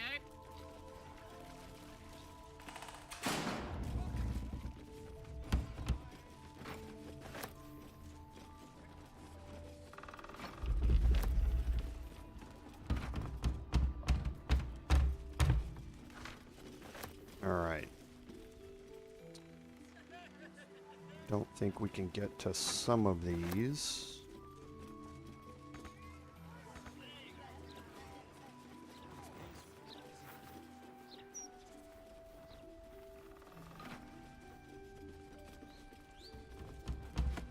Another elixir of sea invisibility. You would know what that's needed for now that we've fought all the poltergeists.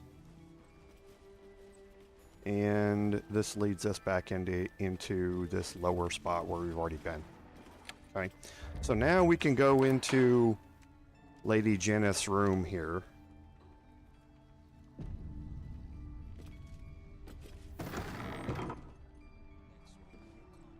And I'm going to put everybody back here in this room before I do this.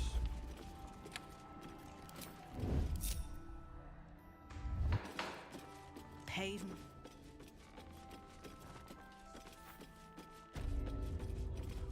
Oskar, if you're still in there, listen to my voice. This is not you. Please let me help you. All I hear is the grunting of a swine.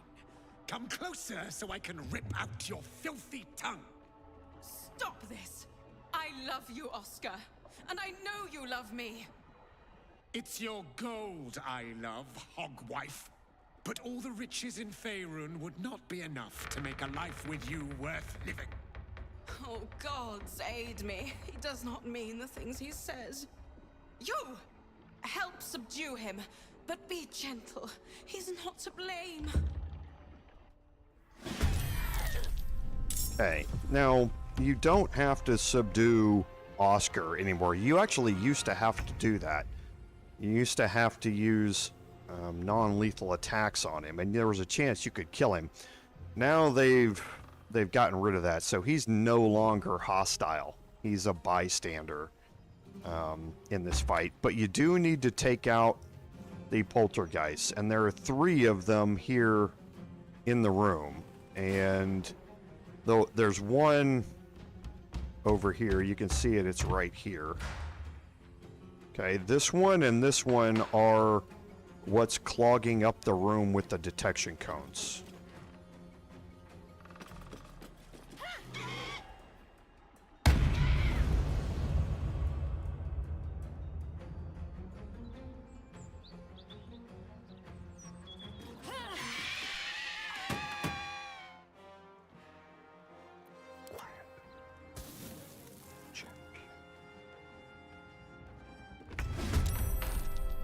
Okay, and that was because there was an invisible detection cone that you can't see from this one.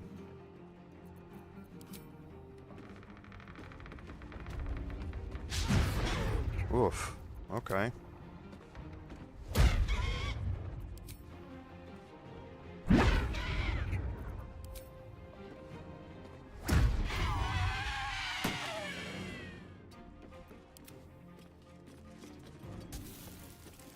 Actually, that other one might be right here. Well, I can't remember in which one it is. So, either way, I'm going to get Astarion kind of out of the way, away from here. I'm going to let them go after my bard.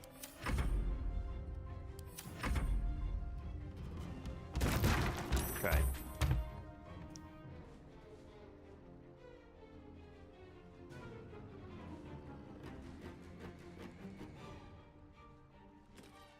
Alright, so there it is. Now is your last chance to run. Don't be like that, darling. Is that? Offer our guests No, that's Ketherick's shield. Maybe. So yeah, so I did reveal this Poltergeist now. Let's go ahead and get rid of it. Now I can use my Warlock spell slots. Still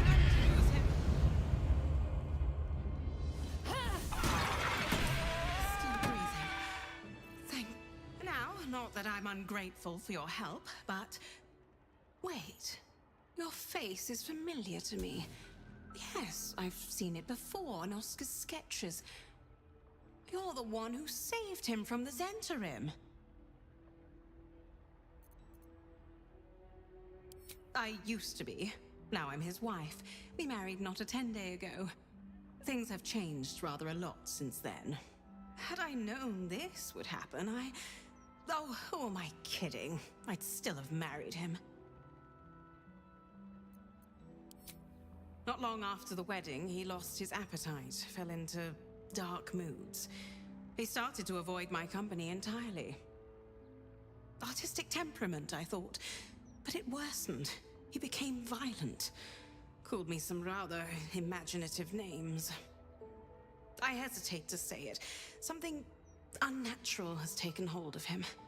Oskar has been possessed. The last time I left this room, the walls started bleeding, and a portrait of my mother tried to bite me.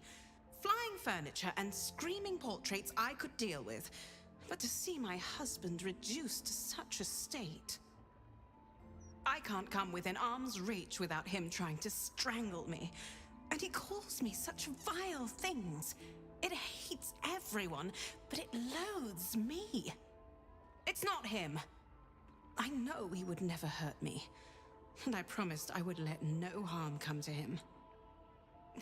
As you can see, I've already failed. It's obvious he needs more help than I can give. Please, you saved him once. You must find a way to cure him.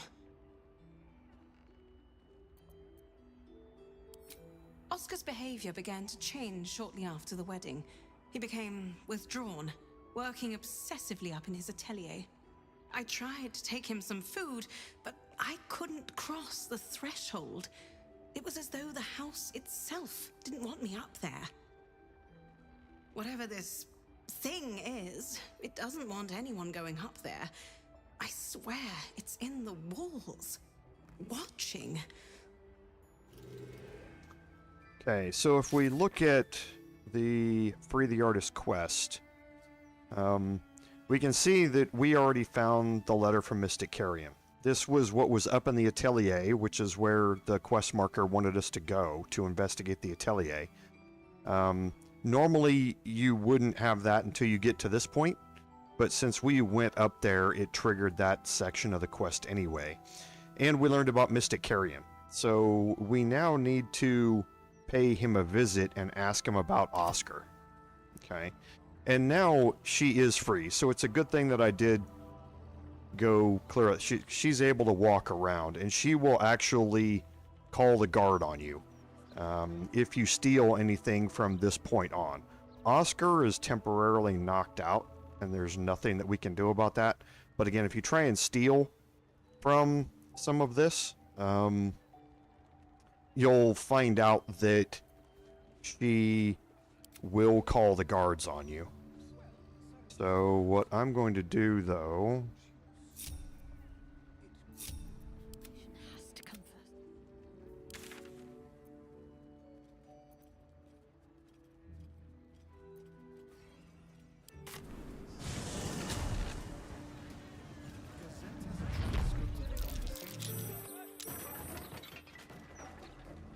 is I'm going to take everybody but Astarion.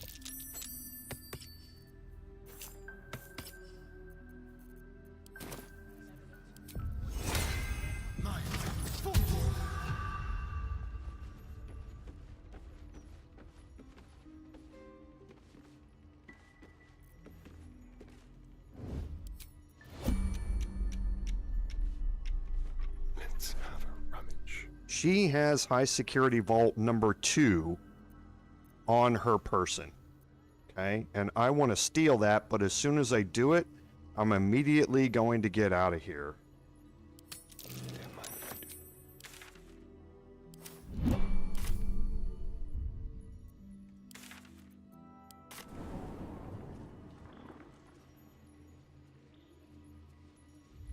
And leave, because again, she will call the guard on us, and I don't want to be around when that happens. Okay, but that, we now have a couple of more keys to add into our key inventory that we're going to need. And here in a second, I'll bring him back into the group here. If everyone else minds their business, I'll be fine. Swift as my feet can carry me.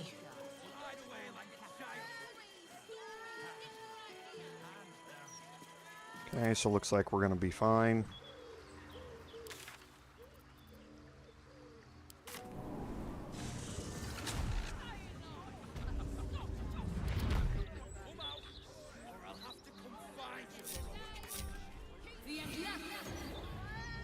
This should get... Okay, he's not that far away. Oh, that's because I took him to the wrong one. It needs to be the lower city central wall. Why isn't he joining the group? Looking ahead. Everybody should join up. Okay, so now we're going to do a couple of things. So we can go talk to Mystic Carrion down here and continue that quest. We're actually going to go somewhere else where we can get some more XP, and that is we're going to investigate the Suspicious Toys quest. And that's because we are not that far away. We're only 2,000 gold away, and I want to be able to get to level 12 today. So we're going to go investigate the fireworks. And that will definitely get us there.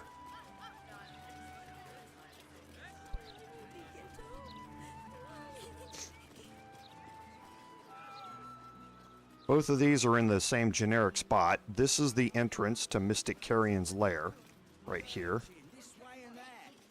You can enter Felogyr's fireworks from here. I want this waypoint.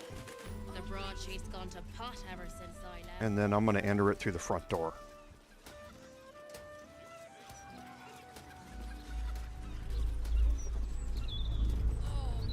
Where are we with... We got plenty of key points. Keep calm, Karlach. It's all about flair. You could blow this whole place. Karlach and explosives. Faces, hands, and eyebrows. How do we protect them? Watch for wind direction. Put on your gloves. And a light at arm's length. Very good. And what does Uncle Felogyr always say? Once it's lit, you commit. Excellent! Now remember, Felogyr's fireworks accepts no liability for singed nails, toasted eyelashes, loss of limbs, scalded torsos, or blown off heads. Now, you there. What can I do for you? You feel an Classic, I love that line. Squirm in the recesses of your mind. He has a tadpole. Aha! A fellow friend of Gortash. Praise the Absolute. I have a special sample, available just for you, if you wish.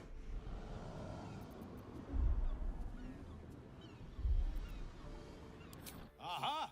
You must be Arthur's friend. Keep your voice down. Yes, yes, he's just upstairs, but only one flight. If you get to the top, you've gone too far. Browse as irresponsibly as you like. Just don't tell the other customers. Okay, so we're going to get an inspiration for that, and I'm going to talk to Avery again. Have you tried the Lanternese candles? Or perhaps the delicate simplicity of a perfectly crafted torch is more to your taste? Oh, heavens no! Not with him.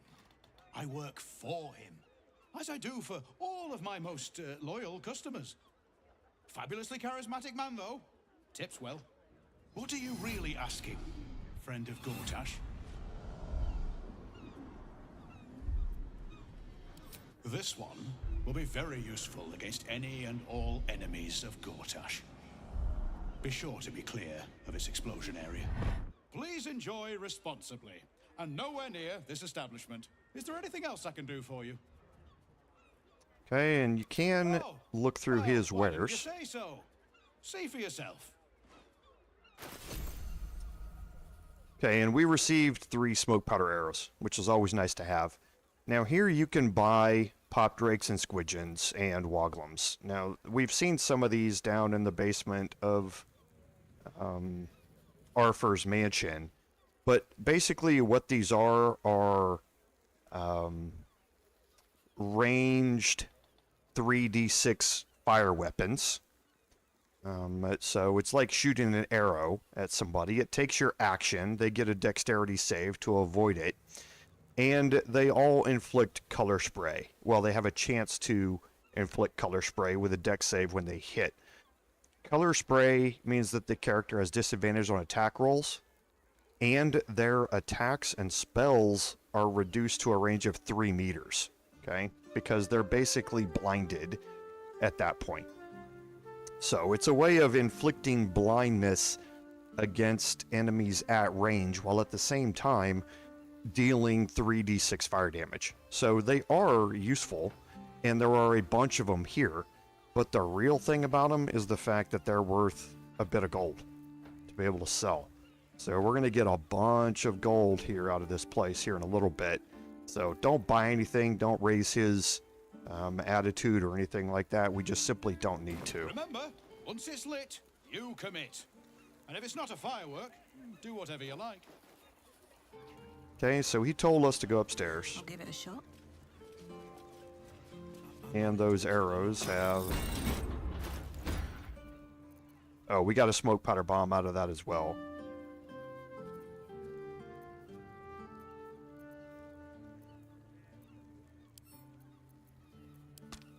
That's why we're encumbered. And now Starian's encumbered. He was that close.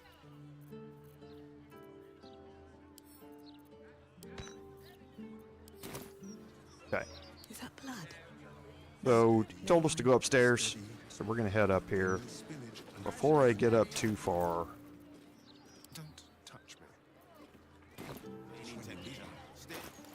I am going to put on the Periaptive Health, put the Eversight Ring back on.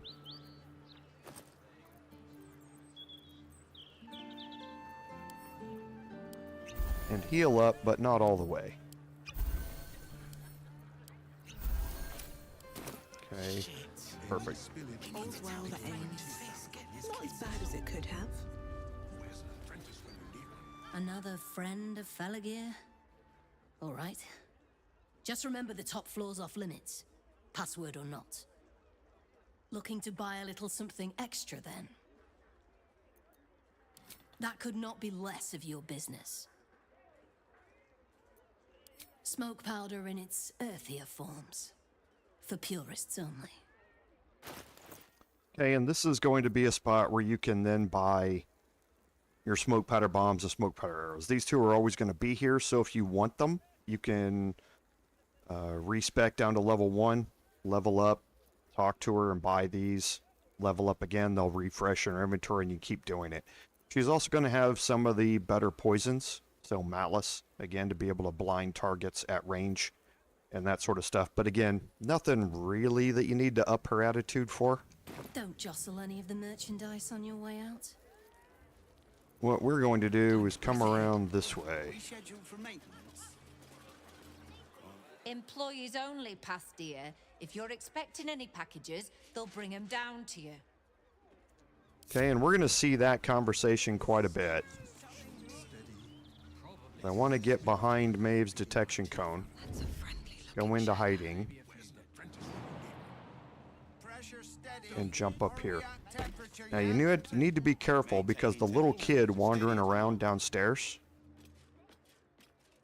the detection cone will bite you. Okay, and you don't want to go up across this. The top floor here is really, really weird. Watch your back.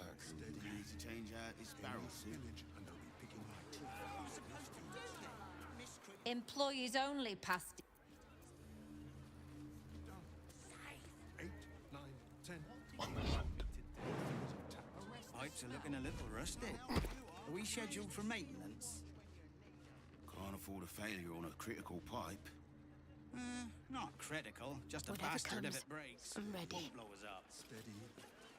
Any spillage Employees only. Like I said, we're going to see that conversation a little bit here. And there's the little kid wandering around downstairs. So be careful. Maintaining temperature. Steady at the mark. I want Karlach up front, or I mean Shadowheart up front. Come on, let's go. Any spillage and there'll be Employees only. Need to change out this barrel, see? done. Shadows don't suit me.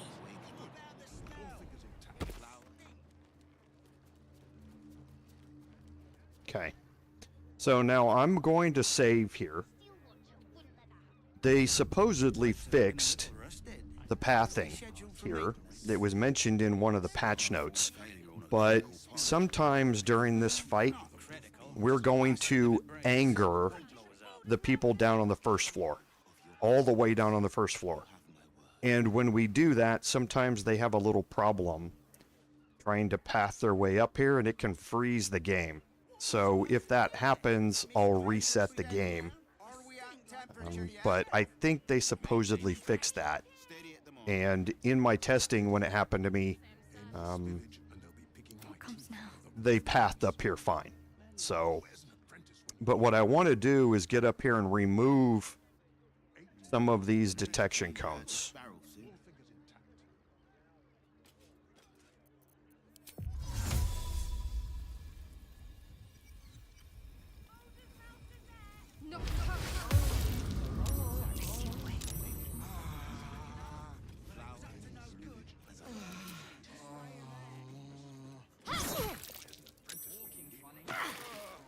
She's just passing all of her stealth checks.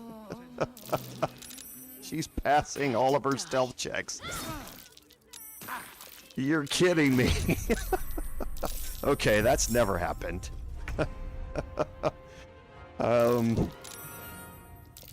Okay, well, this is going to be a problem. Hell, maybe, maybe not.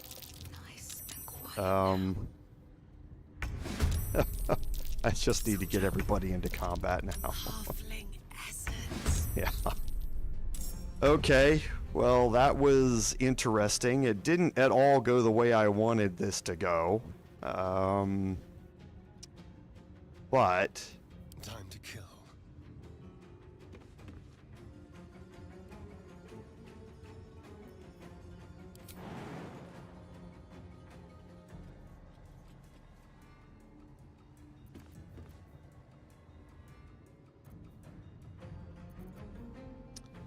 I'm planning how to do this here. Because there's a few things I need to do up here. Talk to me.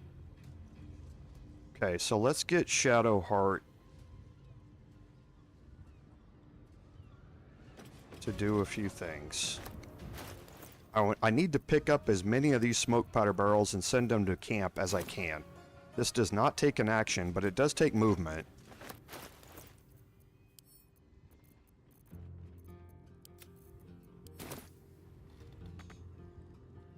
Okay, so she does not have enough movement to get to that one. Hop, hop.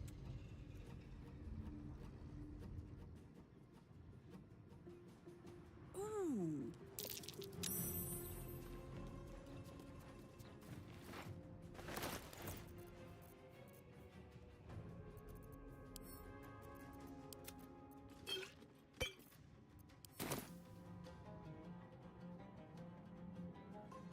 Okay.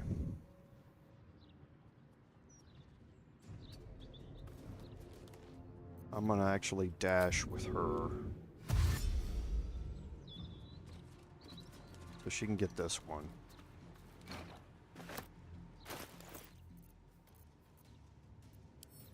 All of these smoke powder barrels are, one, extraordinarily useful, but two,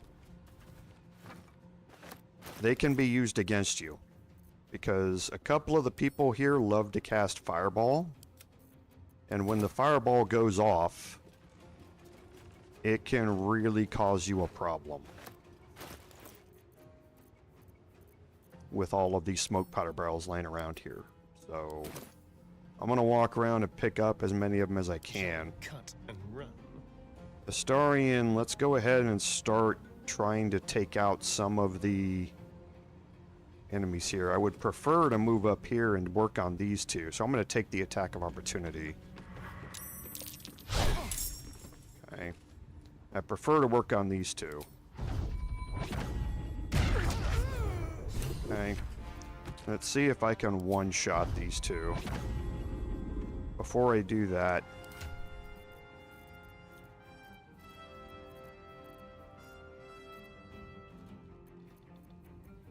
who's got the resonating stone? It's here, or resonant stone. Let's swap that out.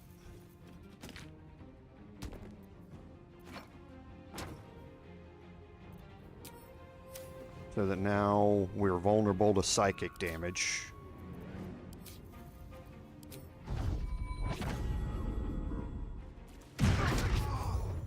Okay.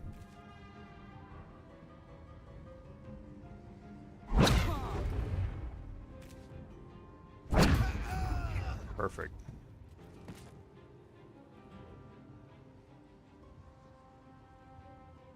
Over here. I can't even catch my breath.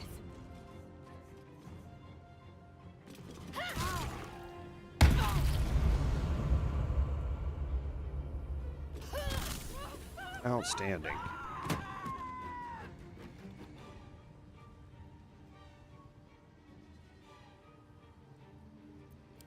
Let's see if I can maximize my movement to get right over here. Time to I can. Good.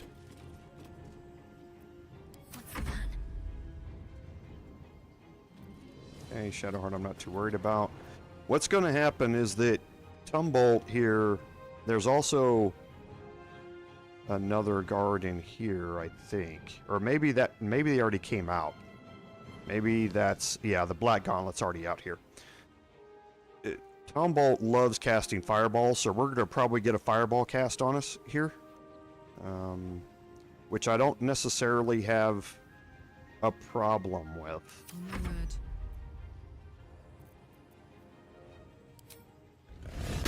This rage is probably going to end up being wasted.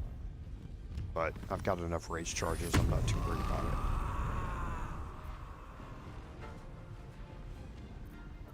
Can anybody get to that? Go for the throat. No. No choice but to keep going. And no. Okay. So he's probably going to cast Fireball, and he's probably going to hit that smoke barrel. So Karlach's probably going to take a bit of damage here.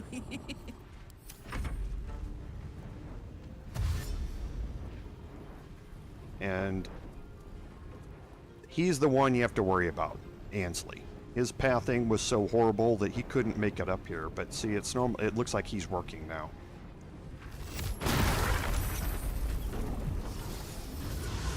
Okay, so she cast Ice Storm first, which I'm not opposed to, because that broke the smoke powder barrel without exploding it.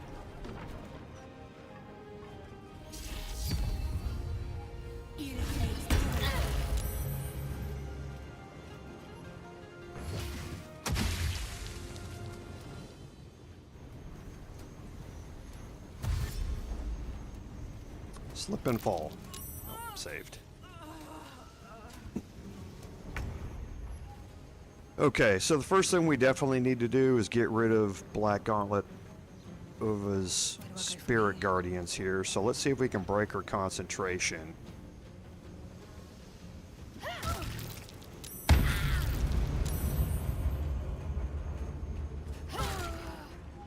There it is.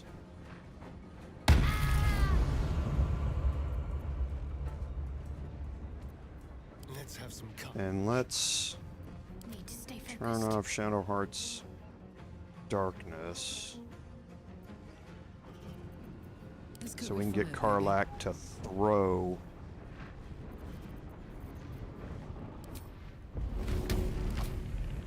over here. They're just a little bit path interrupted. That shouldn't be a big deal though. Oh, there's smoke powder on the ground here. So I need to watch that.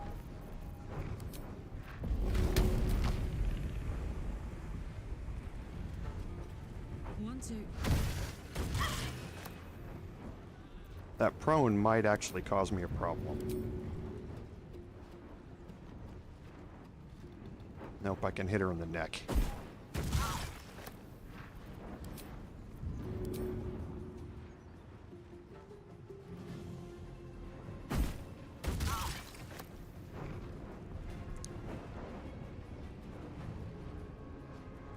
Okay, and I'll wait here.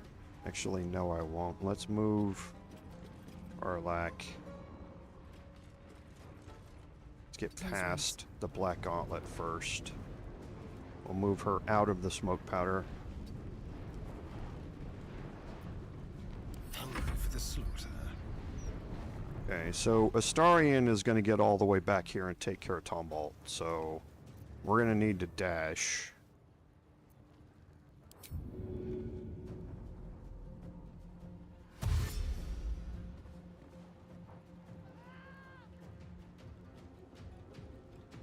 That still won't get me there because of this. So let's take Shadowheart and have her explode the smoke powder.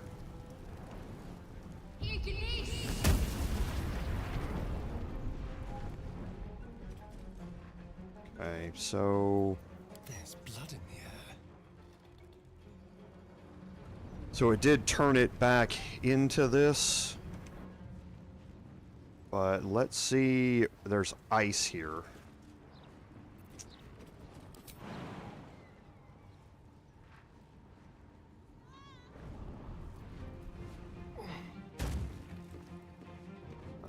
That'll work. I just lost both of my actions doing it.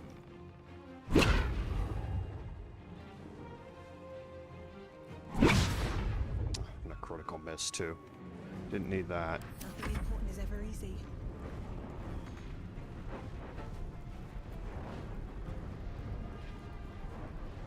Concentrate.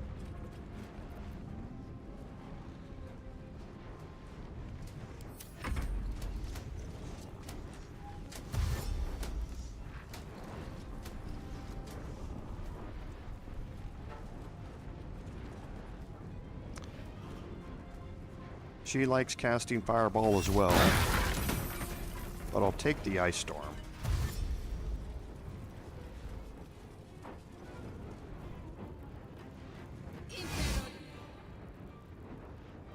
Okay, so I'll use my reaction to make the saving throw.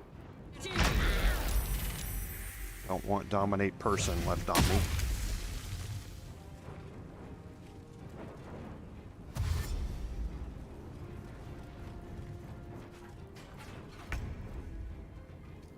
Alright.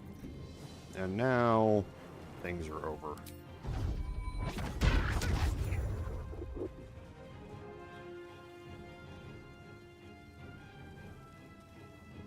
Yes, here.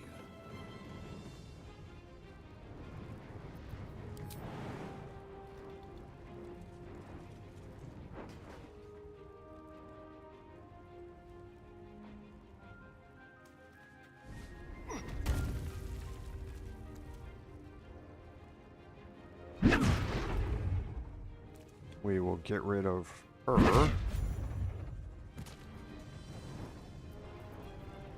comes easy these days. Get rid of them. We will have Karlach.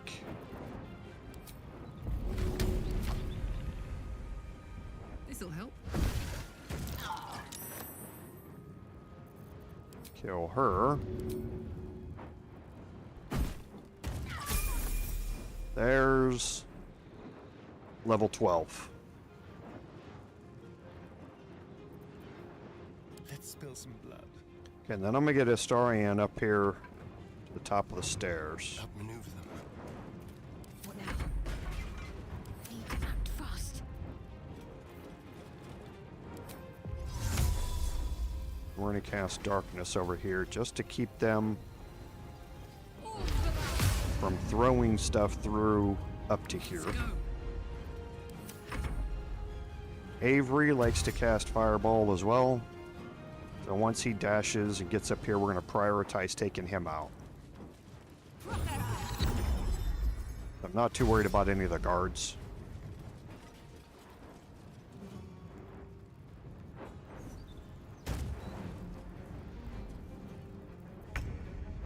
Okay, so Astarion will go down and take out Avery. Feel their anguish.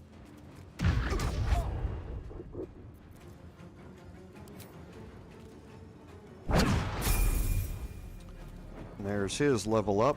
And now I'll just move down here and get behind everybody else. And not do any attacks. I'll wait until next turn to deal with these two. Still on my feet. Because they're both going to dash to get up here. Need to find a way forward.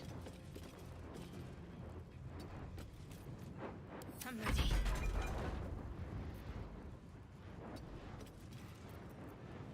Heating up. And her rage is going to end. That's fine. Now they should both dash. Survival is all that matters. What happened? Oh, they didn't move. I've missed this. Okay. That's fine. If you'll just stand here and let me kill you. I can do that too.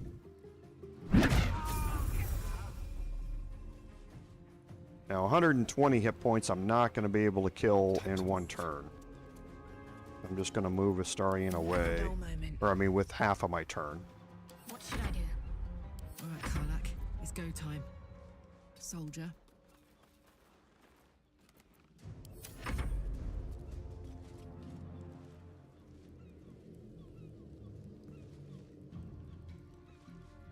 That was the wrong place to stop. Okay, now it didn't get Astarion. So she's going to dash up. Astarion will take care of her on this turn here. Break them.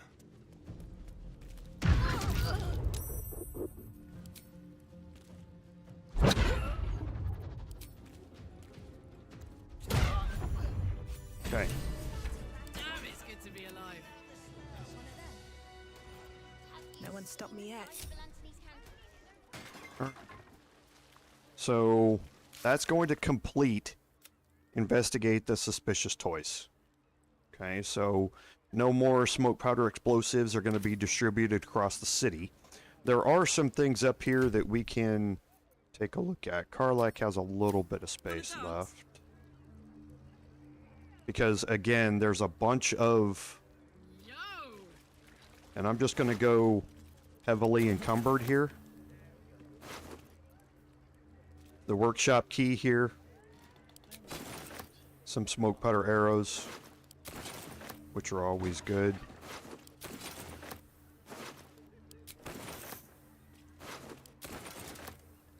Okay, now she's heavily encumbered. Careful, I bite.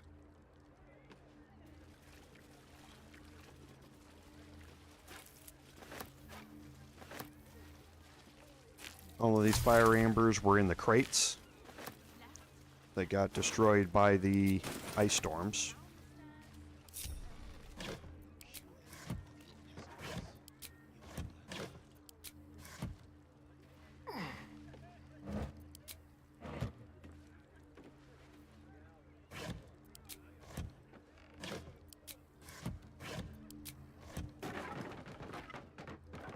Over here. And we'll make our way back to the back here. And there are some more smoke powder barrels here.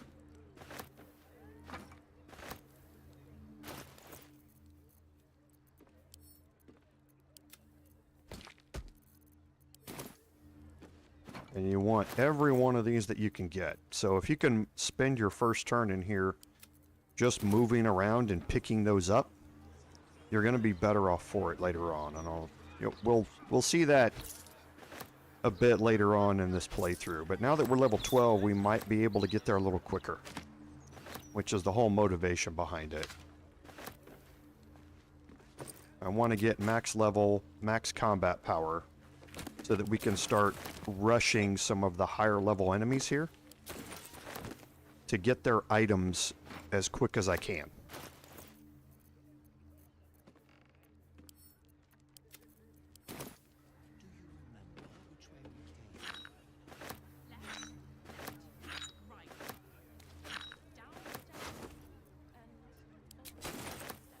And all of these notes and that sort of stuff are talking about how this was Gortash's idea to get all of these people Mind never quiet.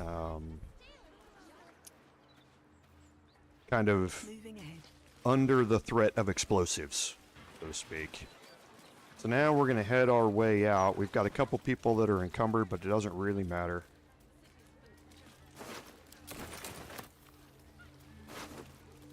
We're going to get a Mind Flayer Parasite off of Avery.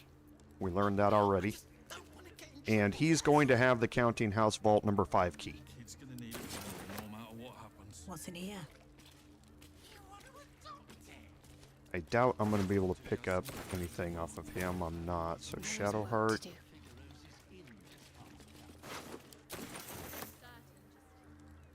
Avery's storage key we're going to use here in a minute. Worth grabbing.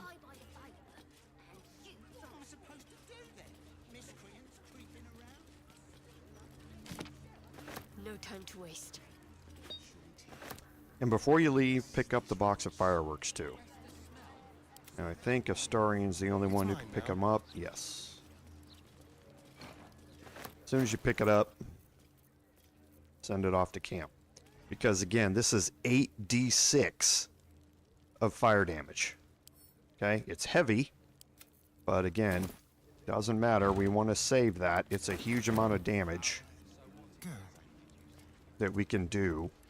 Because again, remember, pulling stuff out of your inventory and moving stuff around on the floor does not cost any actions. It just costs movement occasionally. And down here, once everybody's dead, all of these items are free for you to pick up. The little kid's in here, so if you're going to be stealing stuff, close the door after he leaves.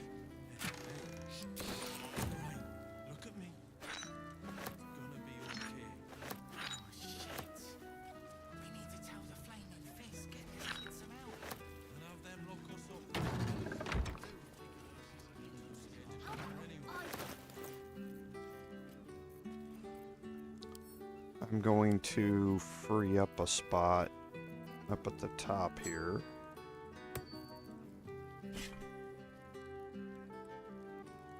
So that I don't have to spend so much time scrolling.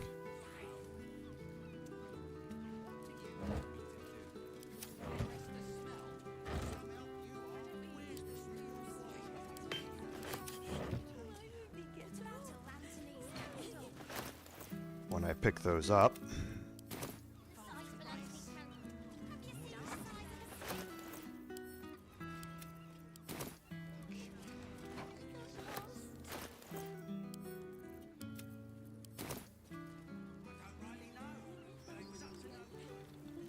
okay, and I'm not going to pick up any of the display cases until I've picked up all the boxes. Because if I heavily encumber him with other things, then he won't be able to pick any of those up.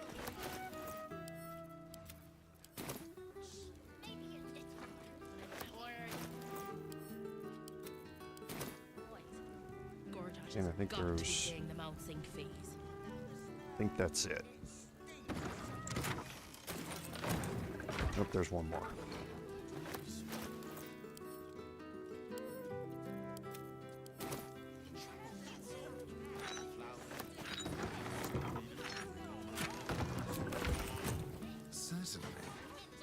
Okay, so we'll just now go around and pick up all the other fireworks that are in here, because again, like I say, these sell for a lot.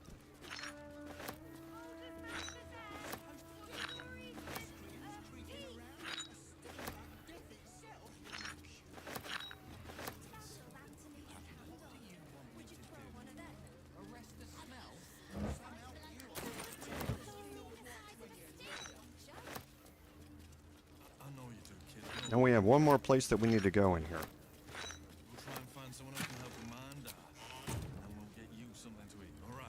What am I to do?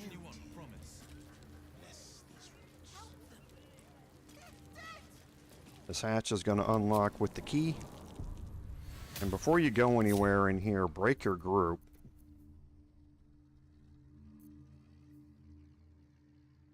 I have disadvantage on ability checks when I'm heavily encumbered. So, does anybody have a trash bag? I do. So we're just going to quickly put a bunch of stuff in. Didn't I transfer that?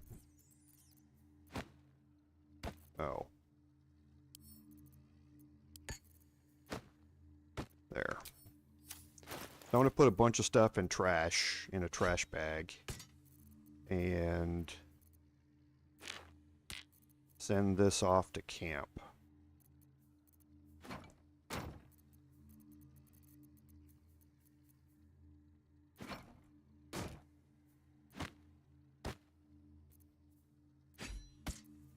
And I know most of this, I don't need the shield +1 anymore.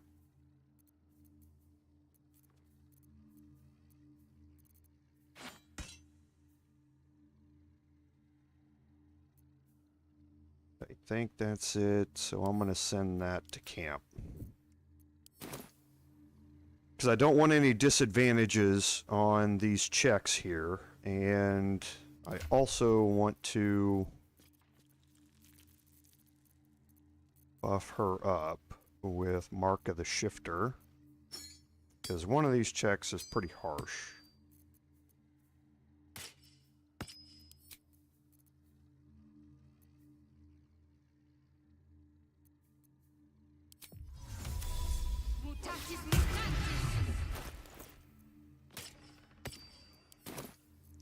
Okay, she does have advantage on perception checks. And we'll cast guidance. Now we're going to start slowly making our way down here.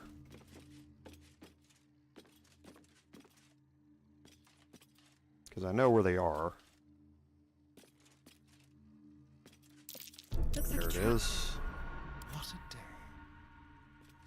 And Astarion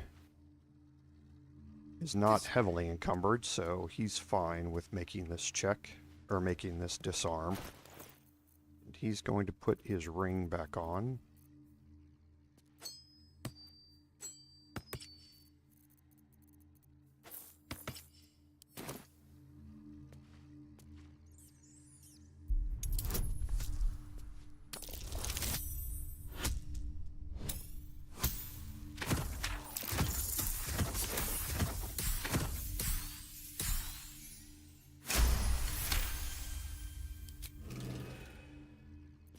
No time to waste. And then Shadowheart will keep moving.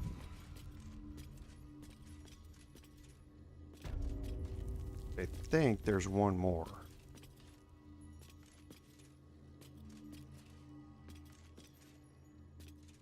Okay, there's not. I thought there was one more. Oh, it might be in there. There's a lever back here. Try. Yeah, it's in there. So while she's still got guidance running. Best avoid that trap. Tread lightly.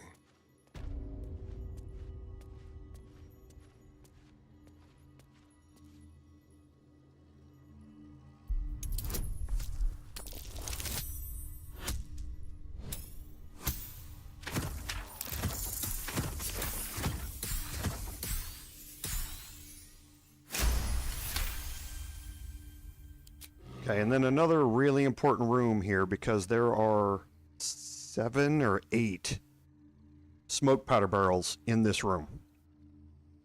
Okay, so another very, very valuable resource. Looks like there's 9 actually now that I look at it.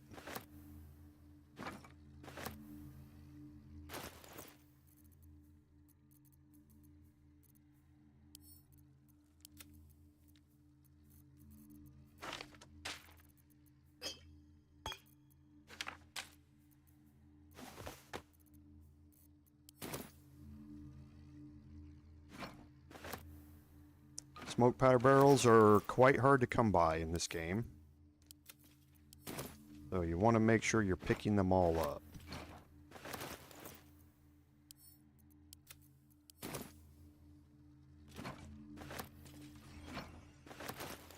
Because smoke powder barrels are 4d4 plus 18. The plus 18 force damage makes it huge.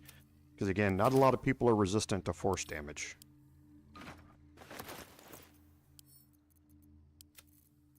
Okay, so that should be all the smoke powder. Oh, there's one more here. Forgot. So there's 10 in this room. So make sure you do everything you can to pass that perception check and disarm that trap.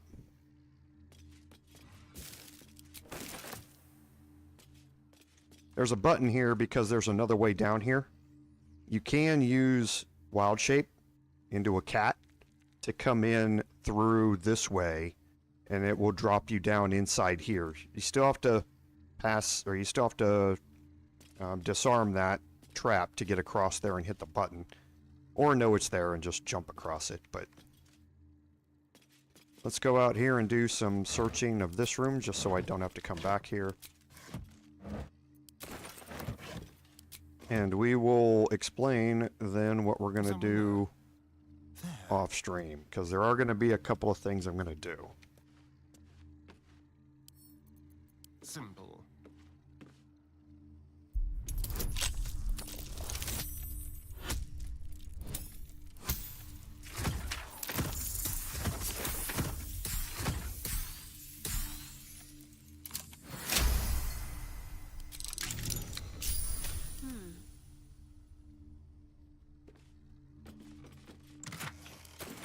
I'll grab that.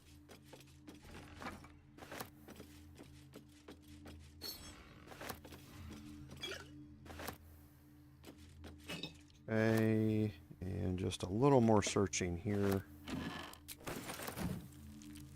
Search the books.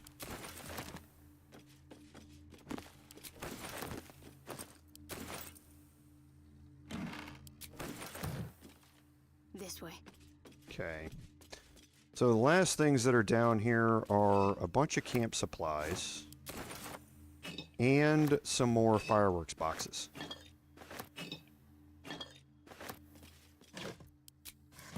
Okay.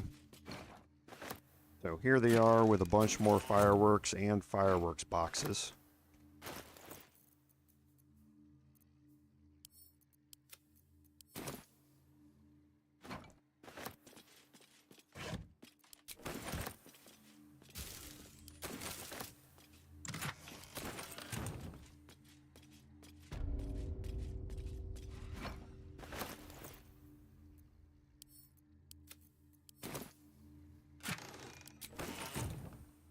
And these fireworks boxes are the reason that you want to come here and do Felogyrs before you go to any of the main bosses.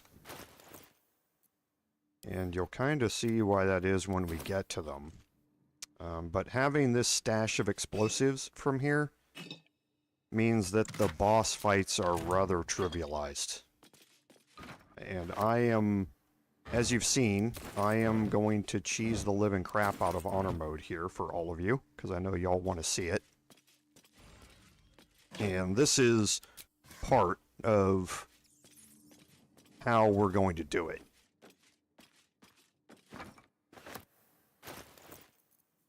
Is with all these explosives.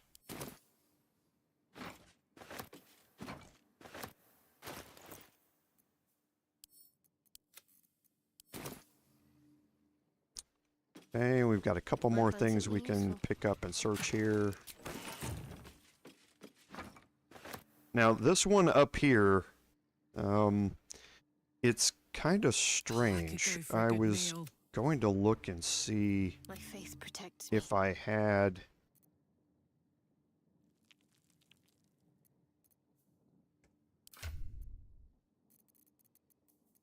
Who's got the disintegrating Nightwalkers?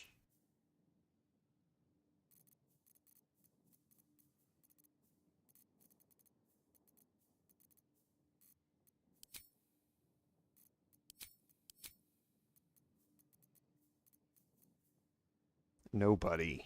So they must be back at camp. Whoops. Let's, So I do have the amulet. Can I Misty Step up here? I can't.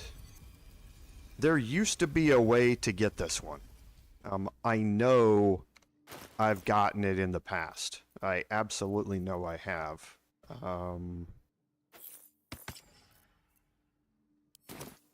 But you can't jump up there. There's not enough space. Over there. And I can't remember how I did. Oh, this might work. I've got a long road ahead. Is there enough space to summon it up here? There's not. There might be another way to do it. What's next? This way.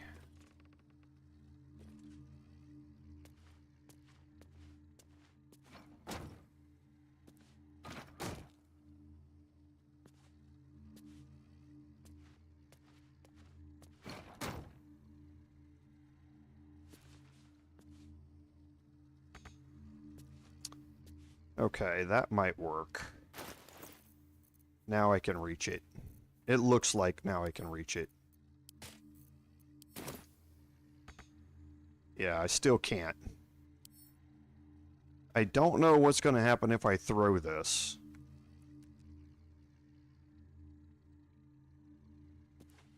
Let's see. There are some more boxes over here.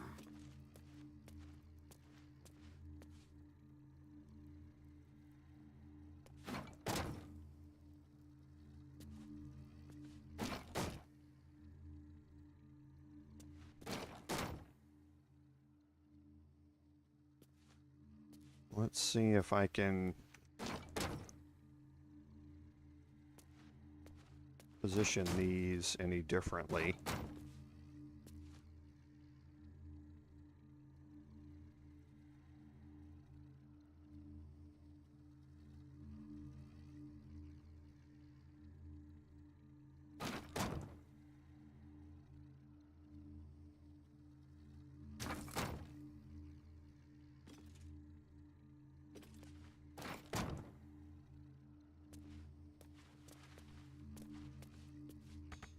Nope. It just doesn't want you to get it. Like I say, there used to be a way to get this. I don't think you can, and I don't know if I can throw it. Yeah, target's too far. So, like I say, there used to be a way to get it. I don't know as if there is now. But, oh, well, it's a minor thing. So, and these double doors will take you outside. Very well.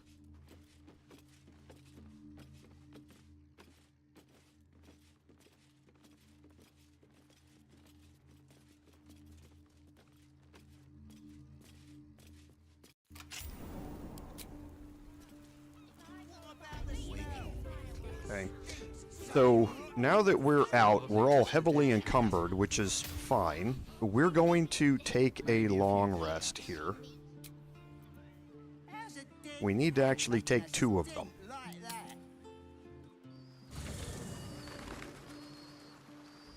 Okay. So doesn't look like anybody in particular needs to talk to us except possibly Shadowheart, and even Shadowheart doesn't. Shadowheart's parents are now here. Okay, so it doesn't look like anybody needs to talk to us, which is good. We'll go over and we'll take our long rest here. We might have a cutscene.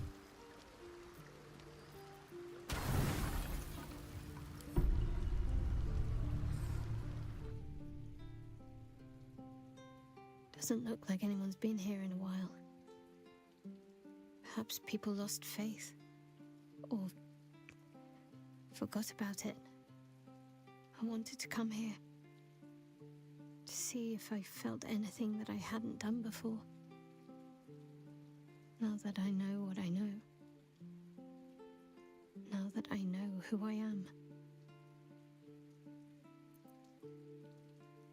Shame. More than I ever knew it was possible to feel. Shah left me with all the memories I need to punish myself. I have my family back. And now I can't even look them in the eye. I don't deserve to be anyone's daughter.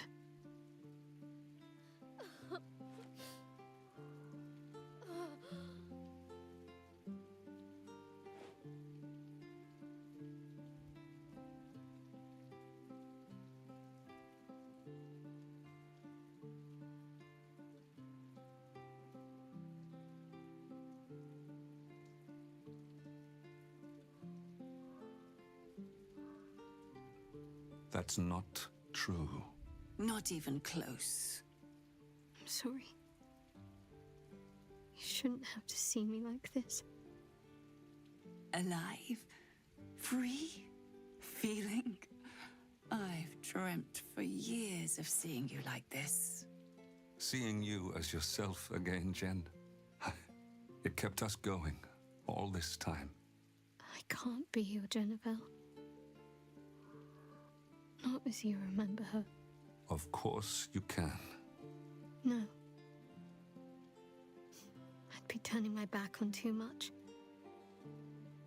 Shadowheart is as much a part of who I am as Jannath. I can't just forget her. That's not what I do anymore. Besides, Shadowheart still suits me. Even better than before, perhaps. You can't cast a shadow without some light. Don't worry. I'm still your daughter. If you want me to be. I'll call you whatever you like, so long as you're happy. Arnell? The Moon Maiden guides and helps us find our true selves. Shadowheart. Daughter.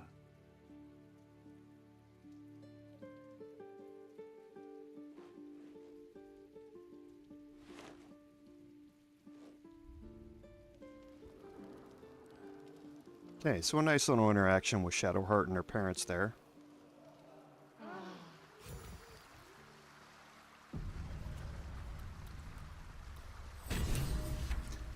And we have completed Stop the Presses. That's why I wanted to take that long rest.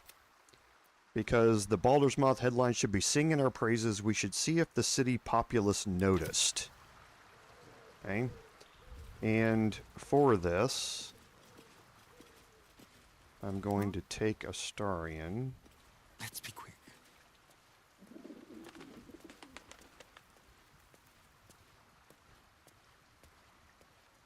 Ready or not? Thank you. Can't give up now. Thy wheel of... Dost thou require a new ally? As thou desire. Okay. I'm going to leave this as a bard. I think the only thing that... No, I think... yeah, I think everything here's fine. So I'll confirm that, go to level 1, and we're going to head to the lower city central wall.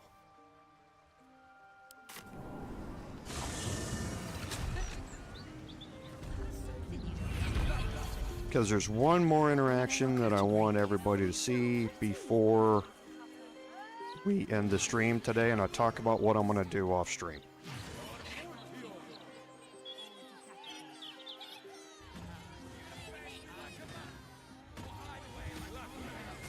And that's with Fytz.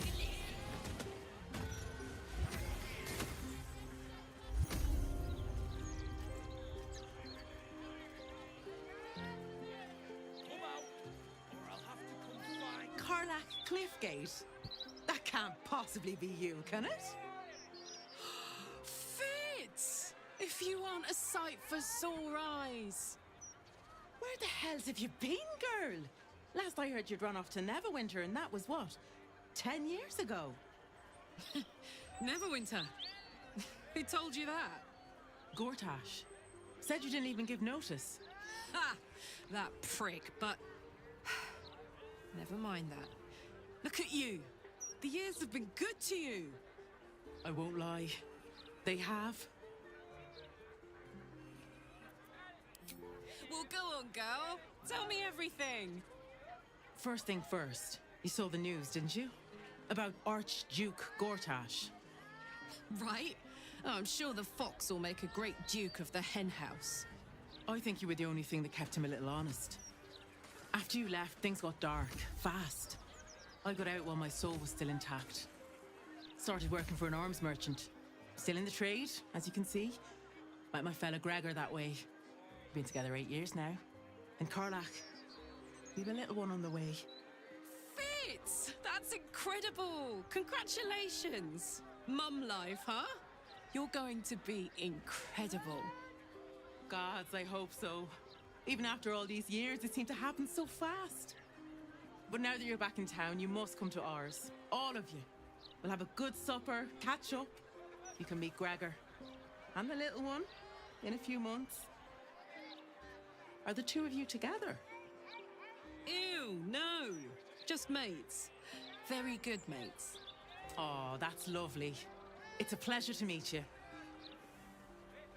I can't tell you how good it is to see you, Fytz. I'd love to come have dinner with you and Gregor. We're in the city on some urgent business, but can I come find you when it's all settled? I'd love that. Meanwhile, if you're still in the business of intimidation, you should take a look at my stock. Okay, and this is what I'm going to be doing off stream. Great to have you back, Karlach. So this brings us to a good spot to end the live stream today, but, well, we'll talk to Karlach here real quick and just end Hope this. that wasn't a lie. I hope we do get to meet up with Fytz when this is all over. First step, save the city. Then, save myself. And last but not least, dinner with an old friend. What more could you ask for? So off stream, we have a couple of merchants here. And we also, that I need to raise their attitude off of as well, because we definitely want to utilize them. They have a couple of items we want, but really just to be able to sell off all of the stuff that we have. There's also another merchant that I'm going to raise their attitude, and I will show you that merchant next week. Or actually, I won't raise their attitude. We'll go over there and raise their attitude on stream so I can level up with you afterward. And then I'm on stream next week going to show you the Stormshore Tabernacle and how to give everybody in your party a permanent buff. But to do that, we're all going to have to go back down to level 1. And that's why I'm waiting to do it now, so that once we get down to level 1, we can just raise everybody straight back up to 12 and be at our full builds, minus some items that we're looking for, and we'll be ready to go. So with that, like I say, it's a good point to end the stream. Remember, I have the Dragon Age Veilguard stream tomorrow from 2 to 5, not today from 2 to 5. I'm back to the normal streaming schedule, so I hope to see you then. But until then, I'm just going to do a lot of attitude raising and selling off of all of the stuff that we picked up so that we get a lot of money out of this. We should have over 10k gold to do some shopping when we come back next week. So as always, thank everyone for being here. I love the interactions in chat, and without your support, none of this would be possible. This is Commander Jorval saying until next time, fare thee well.